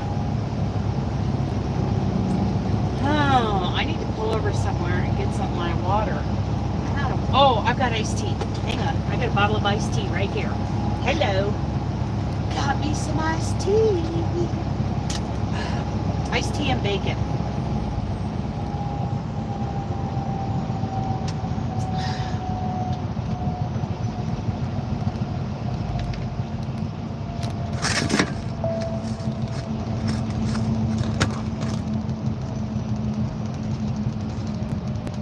Yeah, Dawn, what kind did you get? Did you get like pansies, like these color bowls, color spots, and marigolds, and all the annuals? Or did you get something that was not an annual? Is it a plant show? Cool. When is that, Robin? Here you go, buddy. Do you want some of that? You can drop down here and get some of that. You want some of that? Do the dishes, boy. That's why I got you here. That's why you're here.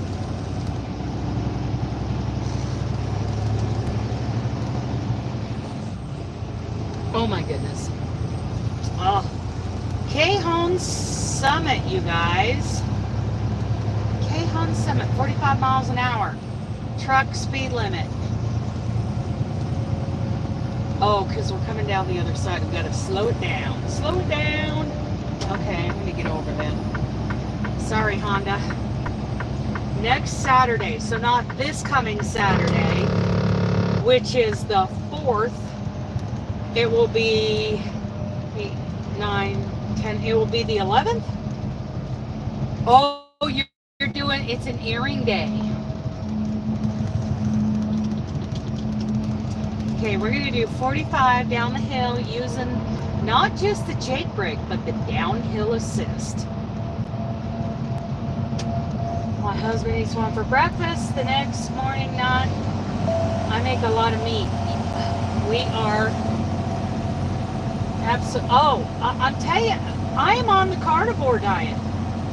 When I'm not cheating, I'm on the carnivore. Yeah, the 11th. Okay, so a week from this Saturday.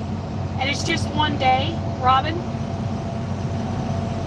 That's pretty cool. And you could do like those leaves like you did before, a couple of pansies because of smell, a fuchsia, herbs, a few peppers. Nice.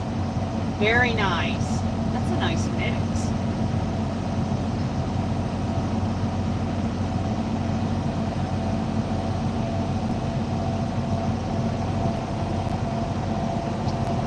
Downhill assist, which is in cruise control.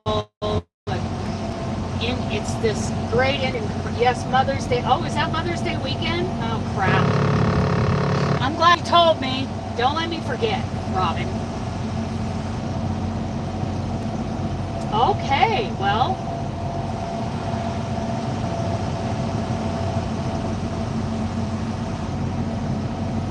That ought to be cool, though, when you go walking around and look at all the plants. Oh, I think that would be cool. Well.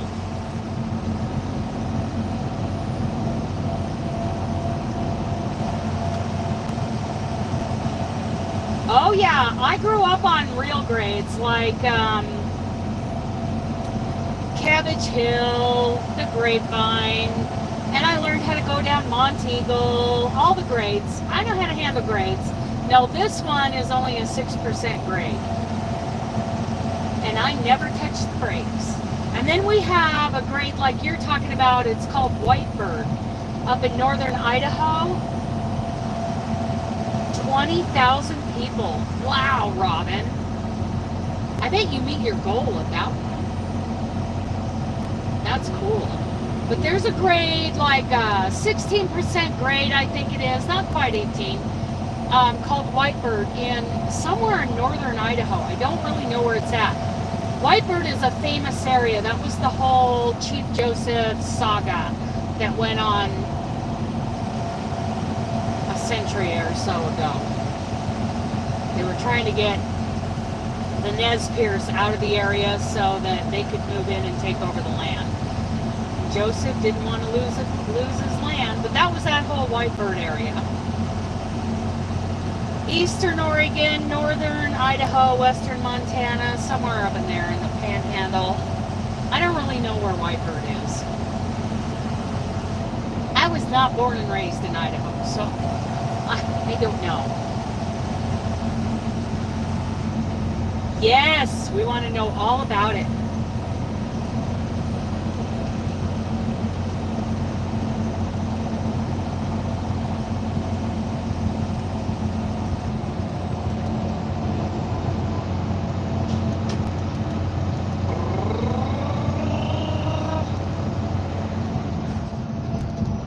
Most of these California drivers, they don't like it when I do the speed limit down a grade. Especially since I'm not hitting my brakes, so they're not seeing any brake lights. They're like, what? What is going on here? Because they're smoking all their brakes.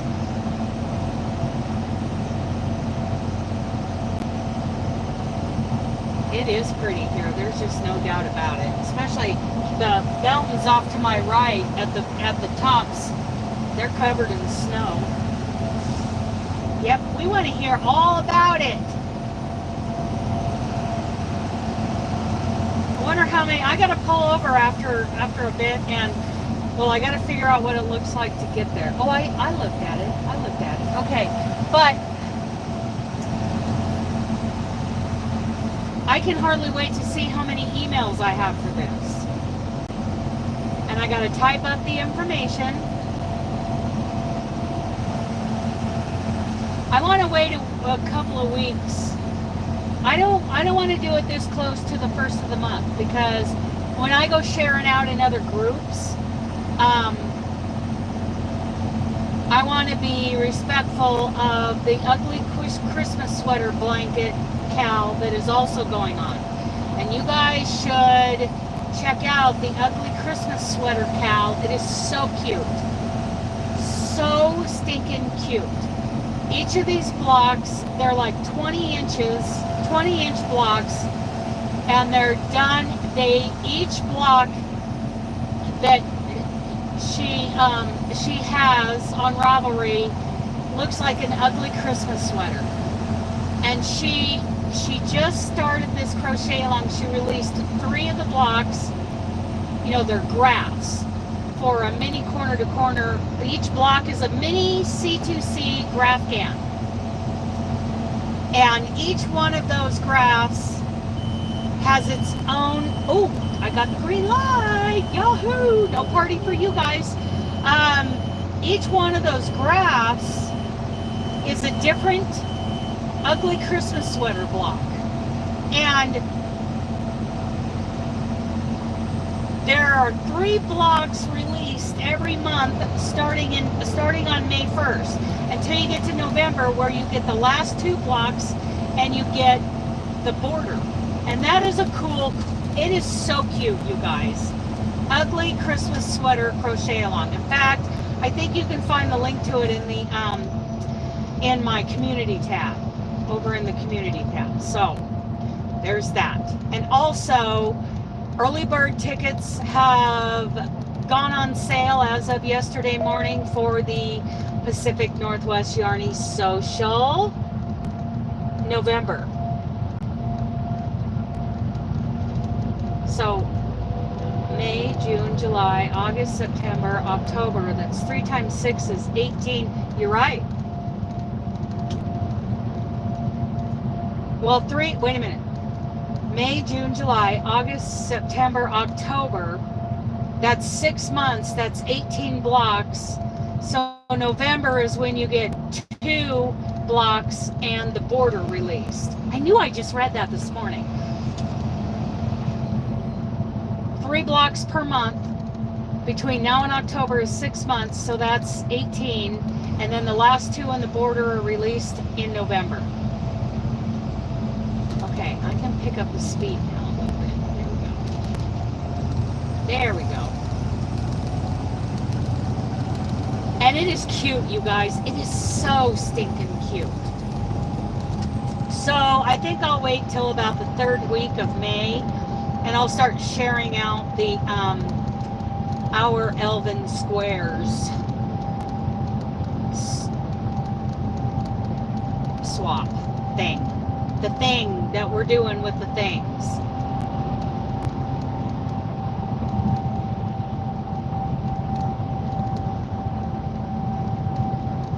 But that ugly Christmas sweater blanket is so cute, you guys.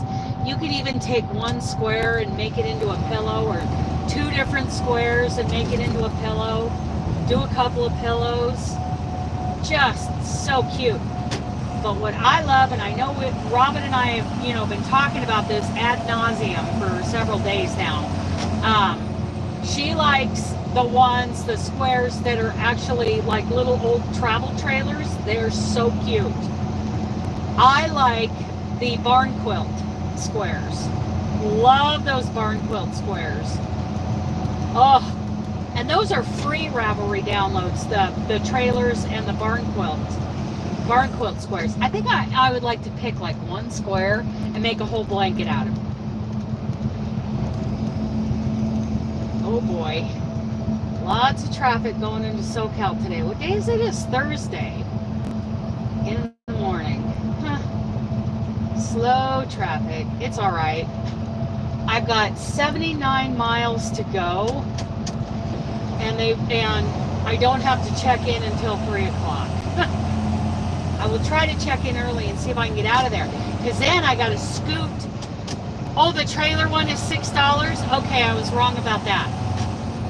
But the barn quilts are free. That's a free Ravelry download. Robin wants to do the trailers. I want to do the barn quilts. And the ugly Christmas sweater blanket is just adorable, you guys. So cute.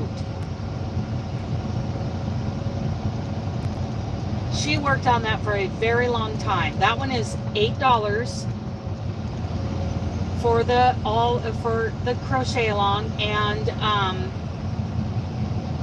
which is a bargain for how much work she put into it.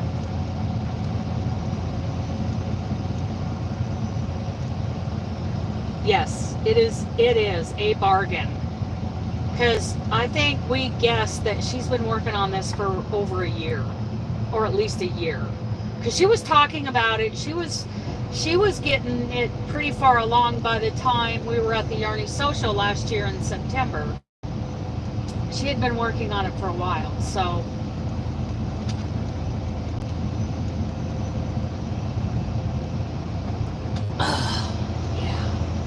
over a year. Yeah, I don't know when she started on it, but she's been working on it for a long time.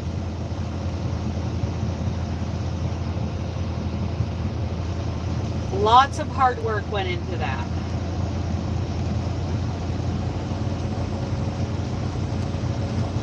I want to make another pot of coffee. That's what I want. But I need the 215. There we go.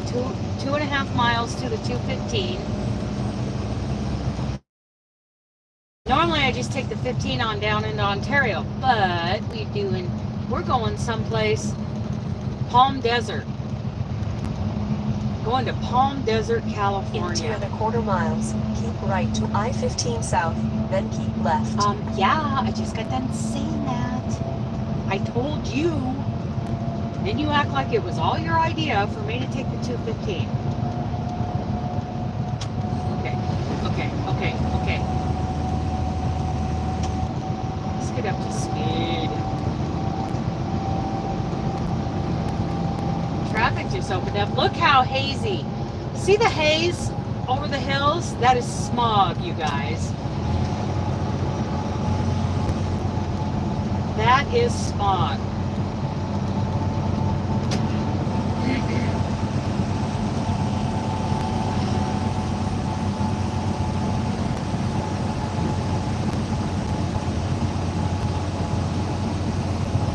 San Bernardino, Riverside. So, what am I doing here? Come on, GPS. Do I take the truck bypass or do I take the 215 before that? I think it's the same exit. The truck bypass and the 215, they're the same exit. Okay. I'm getting this lane.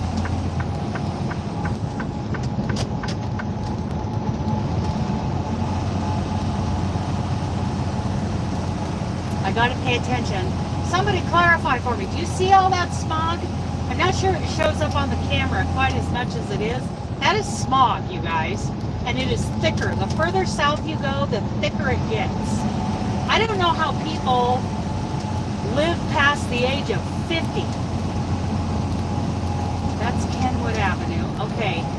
San Bernardino. Keep right to I-15 south, then keep left.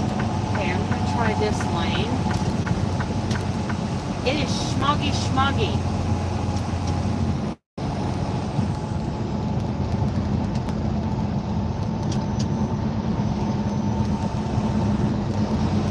Ugly Christmas sweater is so cute. Yes, it is. You can see it. Yeah. I am not a fan.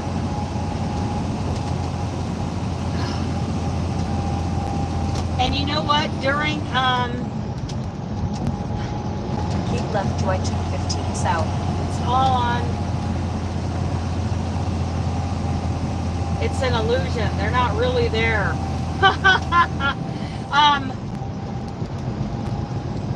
During COVID, when the only vehicles on the road were semi-trucks and even more semi-trucks than usual, the skies over Southern California were clear, blue, and gorgeous. It was gorgeous. So all of this propaganda about diesel emissions, the truth is the science tells us that diesel emissions are not nearly as harmful as gas emissions. But there's all this propaganda especially in California, it seems like, against trucks. And it's all lies. It is all lies. Oh, Angela won. Diesel is a cleaner burning fuel. It may not look pretty. That rolling coal, it doesn't look pretty, but it doesn't hurt us like those invisible gas emissions.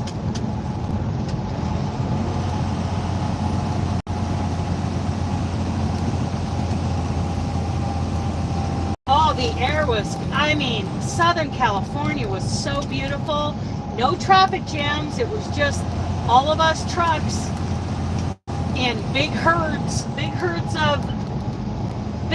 of trucks going through LA. There was never a traffic jam. There was traffic, but it was all it was all diesel traffic.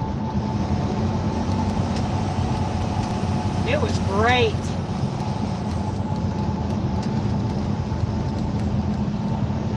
I made a little money back then. Well, you're a genius, dude. That is not how you merge. And look at that, no turn signal.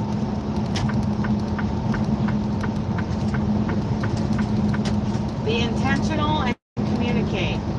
Drop back and wait and come around if you have to. But no, that person risked their life, put their life in danger because they had to merge in front of the truck within inches of my bumper, of my grill guard. Not smart. And no smog. I remember, oh yes, it was beautiful. It was so gorgeous down here. Now it's right back to normal. My ear hurts. That guy that I got my paperwork from yesterday, he was coughing in my face. Now my ear hurts. My throat's a little sore. Thank you, dude. That's all right. I got some ivermectin in the back. I'll pop one and I'll be good as new.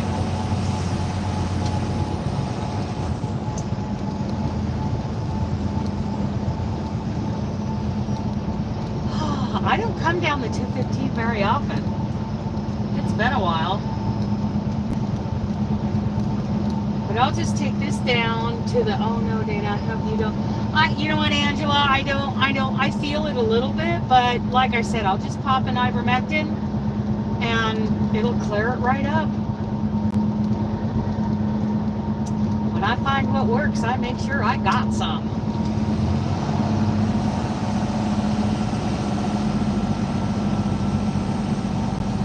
Oh yeah, oh yeah. So what is everyone working on today? So Robin is doing earrings for the plant sale. Where do you get your ivermectin? If you okay, so Ellen, I had to connect through my cousin. They were just small milligrams, so it wasn't like I was buying illegal drugs, but they did come out of India. And my cousin is intelligent enough that he did all the research and made sure it was legit. It was all legit. So I got it from this guy in India. Now I can't get a hold of that guy to get refilled. So I need to check with my cousin and see if he's got a better connect or whatever. And if you want, I'll share that information with you once I get it.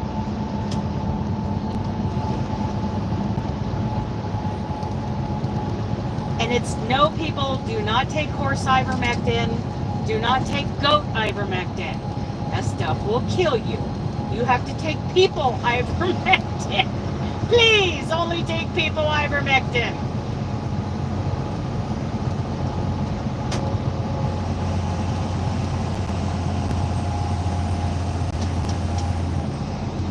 And I just take one little pill and usually I'm cleared right up.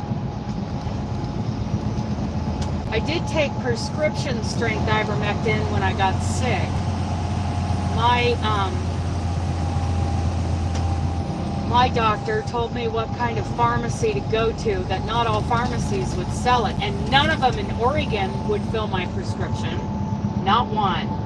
Please do. I would like to have some on hand. And yes, the people kind. Yes, the people kind. Not the horse kind, please. Yeah, when I get a hold of Joe, I'll see if he's got a connect. It might be a dead end now because I haven't ordered from this guy for like a year and a half. And so when I went to email him a couple months ago, I never got a response.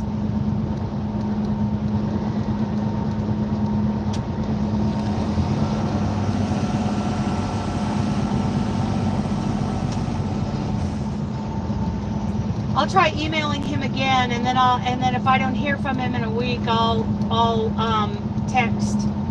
Oh, I never take ivermectin, but then I grew up with animals, so I kind of know better. I wouldn't take animal ivermectin. That stuff is not meant for us. It's different.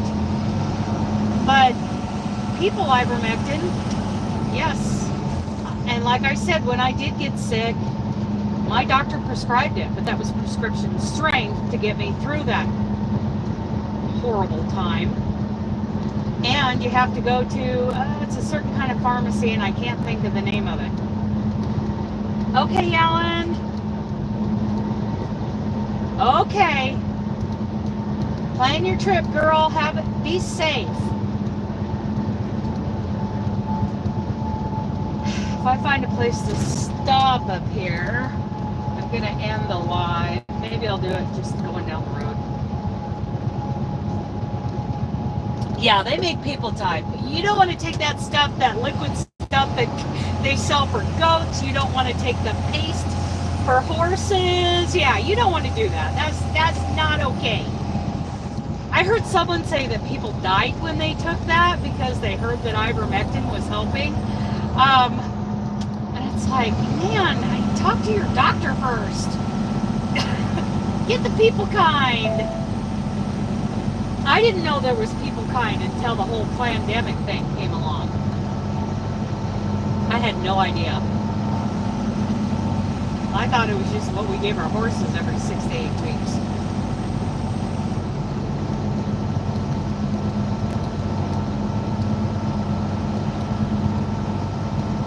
Ah, Redlands.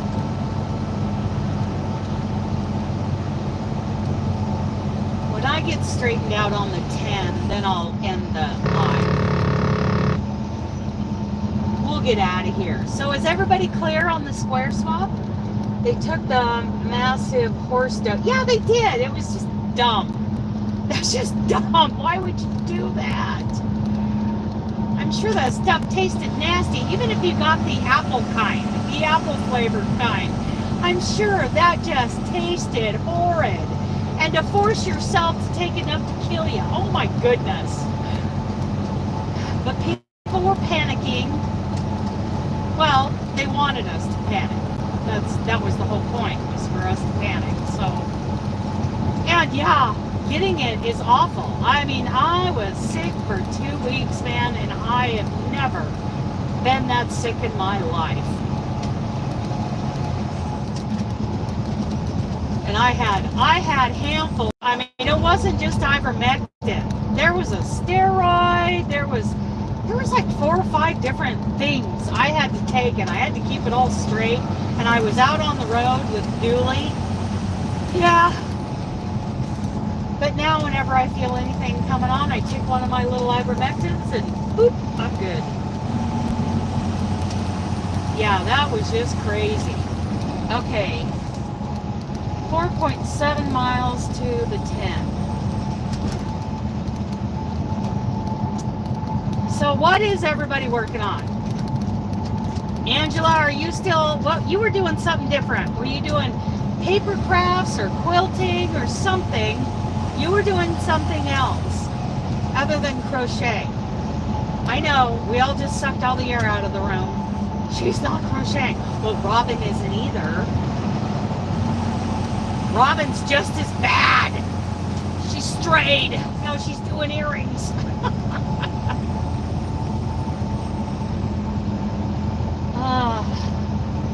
Leather, are you working on your squares yet? Okay. see, 3.8 miles. I am working on the Montana. I need to do the final edit on the Noah scarf and get everybody's pictures and quotes in there and get that published.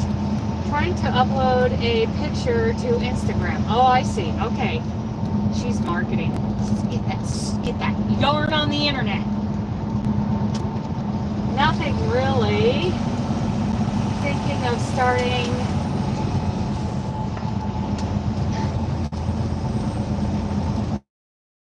Sophie's Universe. Nice. Yes. Get a little Sophie action going on. Did we ever remember what Sophie's sister's name is, Robin?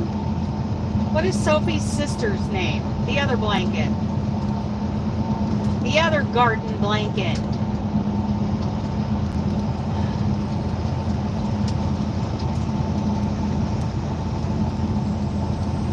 Okay, 2.7 miles to the interchange. I think I'll get over a lane. Oh, something's coming into my lane. I don't want plastic stuck to the bottom of my... Oh, I hate that. Because that plastic sticks to the bottom of my truck and then it just stinks. In 2.25 miles, take the exit I think on the it's right sticking. to I-10 East. I think Left. it's stuck to the bottom of my truck. I hate that. Then I gotta take it into the shop and I gotta let it cool down and then they scrape it off. Ugh. But when it burns, it's like there's fumes. There's plastic fumes.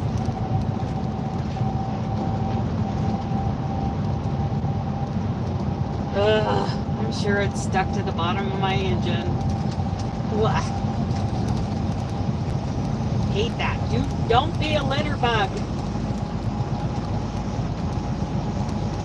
Give a hoot. Don't pollute.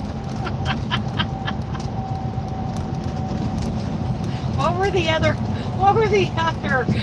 commercial, those little taglines in the commercials for not littering? Don't be a litter bug, don't give a hoot, don't pollute. I remember those two. I remember the Native American standing there with a tear rolling down his cheek. Have to stop.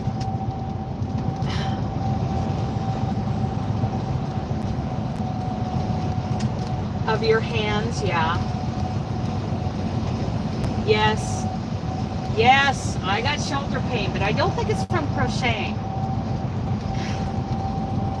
Could be from a lot of things, but it doesn't hurt to crochet as long as I've got those elbow, I've got that nursing pillow around me and my elbows and my wrists, and my shoulders are all relaxed and resting on that pillow.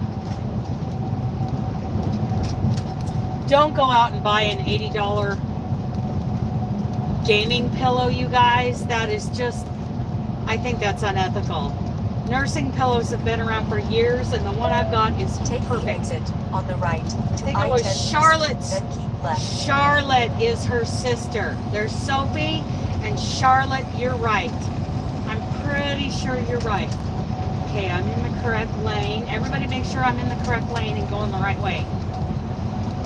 I need to take the 10 East to Redlands, Indio, not the 10 West to LA. Okay.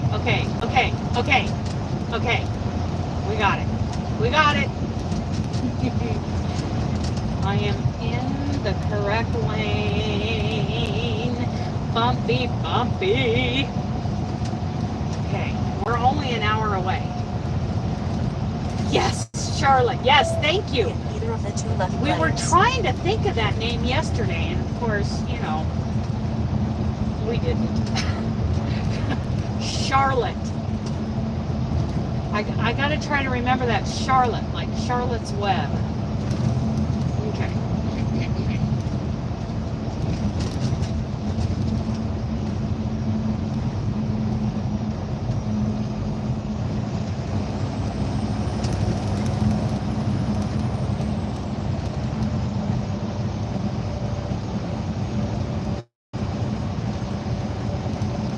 Yes, it's very beautiful. Yes, thank you. Okay, get over.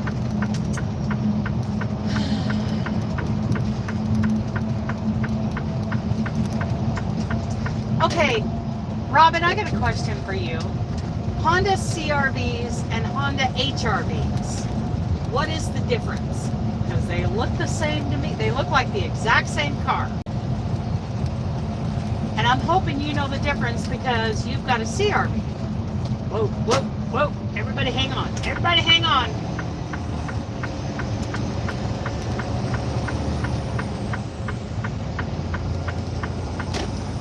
I don't know the difference between an HRV and a CRV.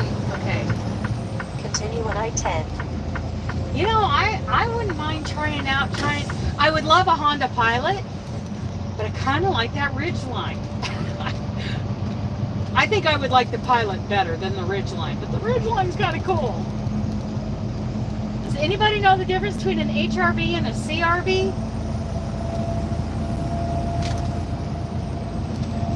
Of course, all cars look the same today.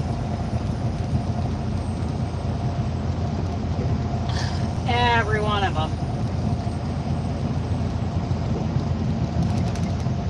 Oh, oh.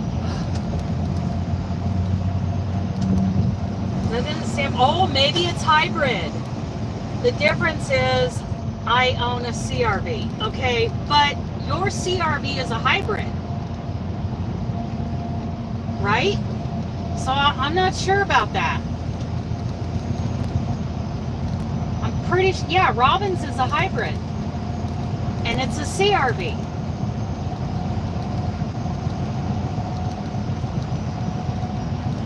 I don't get it. I don't get it. Tippecanoe Avenue. I love that. Tippecanoe.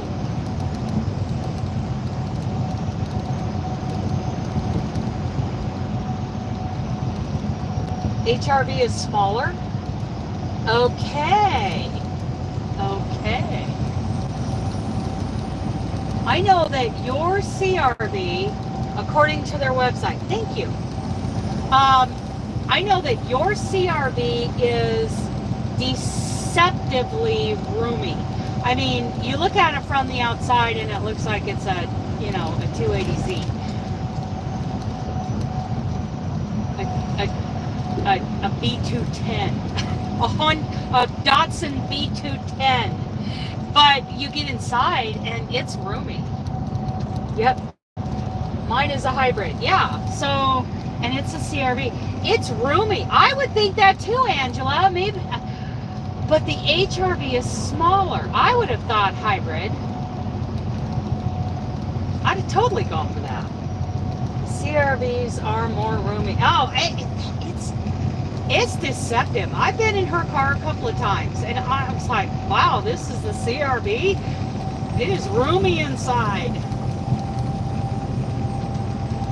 But I think I'd really like, if I couldn't, you know, I probably could never afford a 4Runner, but I think I'd like the Pilot, or I'd even go so far as to get an Odyssey.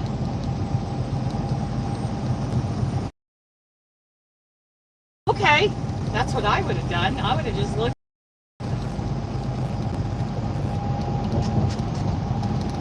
When I was in high school, I could look at a car 2 blocks away and I could tell you what it was.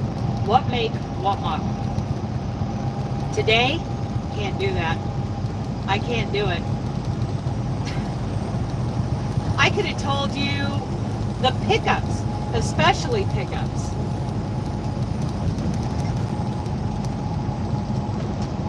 Yeah, that's what I would have done. 56 miles to my exit.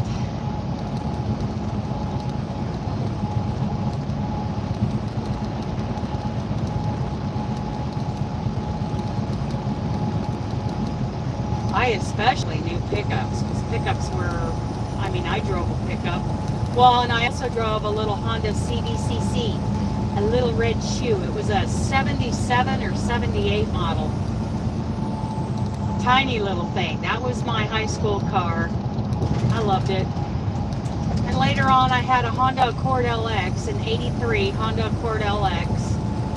Had over 300,000 miles on it. That was an awesome car. I'd love to have that car today. And then after that, I had a CRX, an 87 CRX. It was the new body style. It was blood red, and it had more valves than most cars at the time.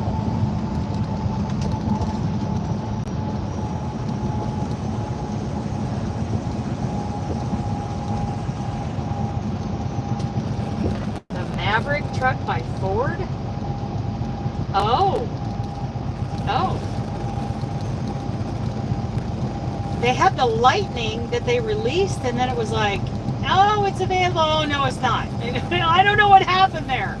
Maybe it's released now, but the day the Ford Lightning pickup was going to be released, it was like, yeah, it's available. No, let's take it back. So I don't know what happened there. No clue.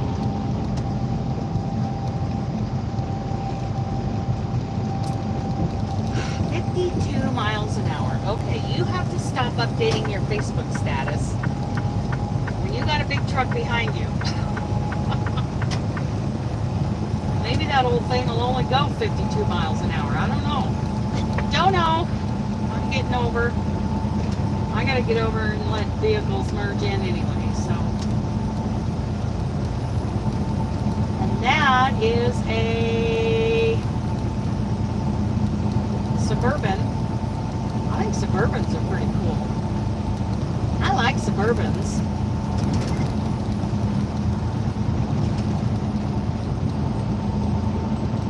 I used to have a Toyota. What year was that Toyota? An 89, 87, something like that. No, it was an 86 Toyota SR5 4x4 pickup with a little extra cab on it. Had a turbo in it. Little SR22 engine, and it had a little turbo in it. Turbo was shot. Turbo was gone by the time I bought it, because I bought it in the mid to late 90s. But I used to go four-wheeling in that thing. Oh my goodness. I had so much fun camping and four-wheeling in that truck. But then we bought a Jeep Cherokee Sport for our commuter car, and we sold the pickup. We sold that little pickup. And we called the Jeep, we called it the Pavement Princess.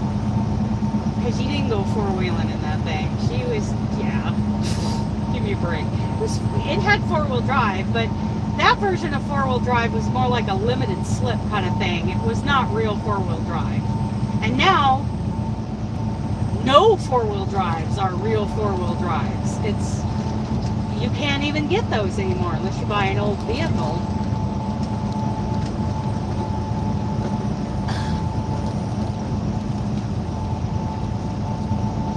It was fun. Seems like it was a 4-speed. It was a standard transmission. Yeah. It was a 4-speed with that little SR22 engine in it, which was a great little engine. You have what?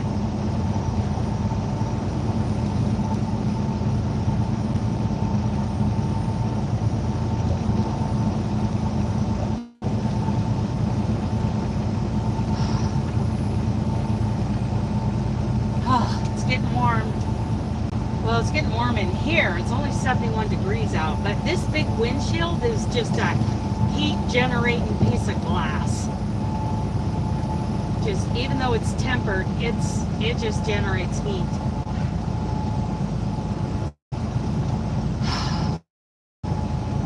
So Paula, what are you gonna do with all that Anthem yarn? Are you gonna make the shawl? She wants bachelor button, Robin.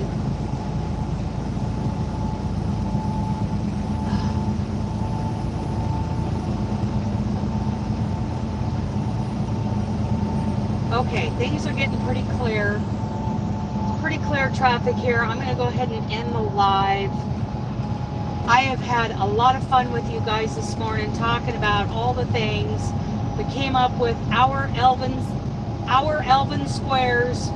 Hashtag our Elven squares. and it starts today, and you got to have it mailed out by November 30th, and you get involved by emailing me, and you let me know whether you want to be in group 1 or group 2. Group 2 is US only. Robin and I are going to go in group 1. Leather's in group 1.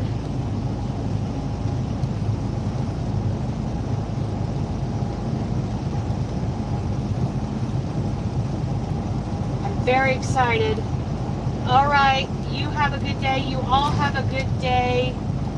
Benji and I are going to Palm Desert to deliver. Then we're going to turn around, go to San Bernardino, and pick up a preloaded trailer. And then tomorrow we'll be on the road for Denver. We're going to go over I-70. I'm going to get over into the truck lane. Hello, people.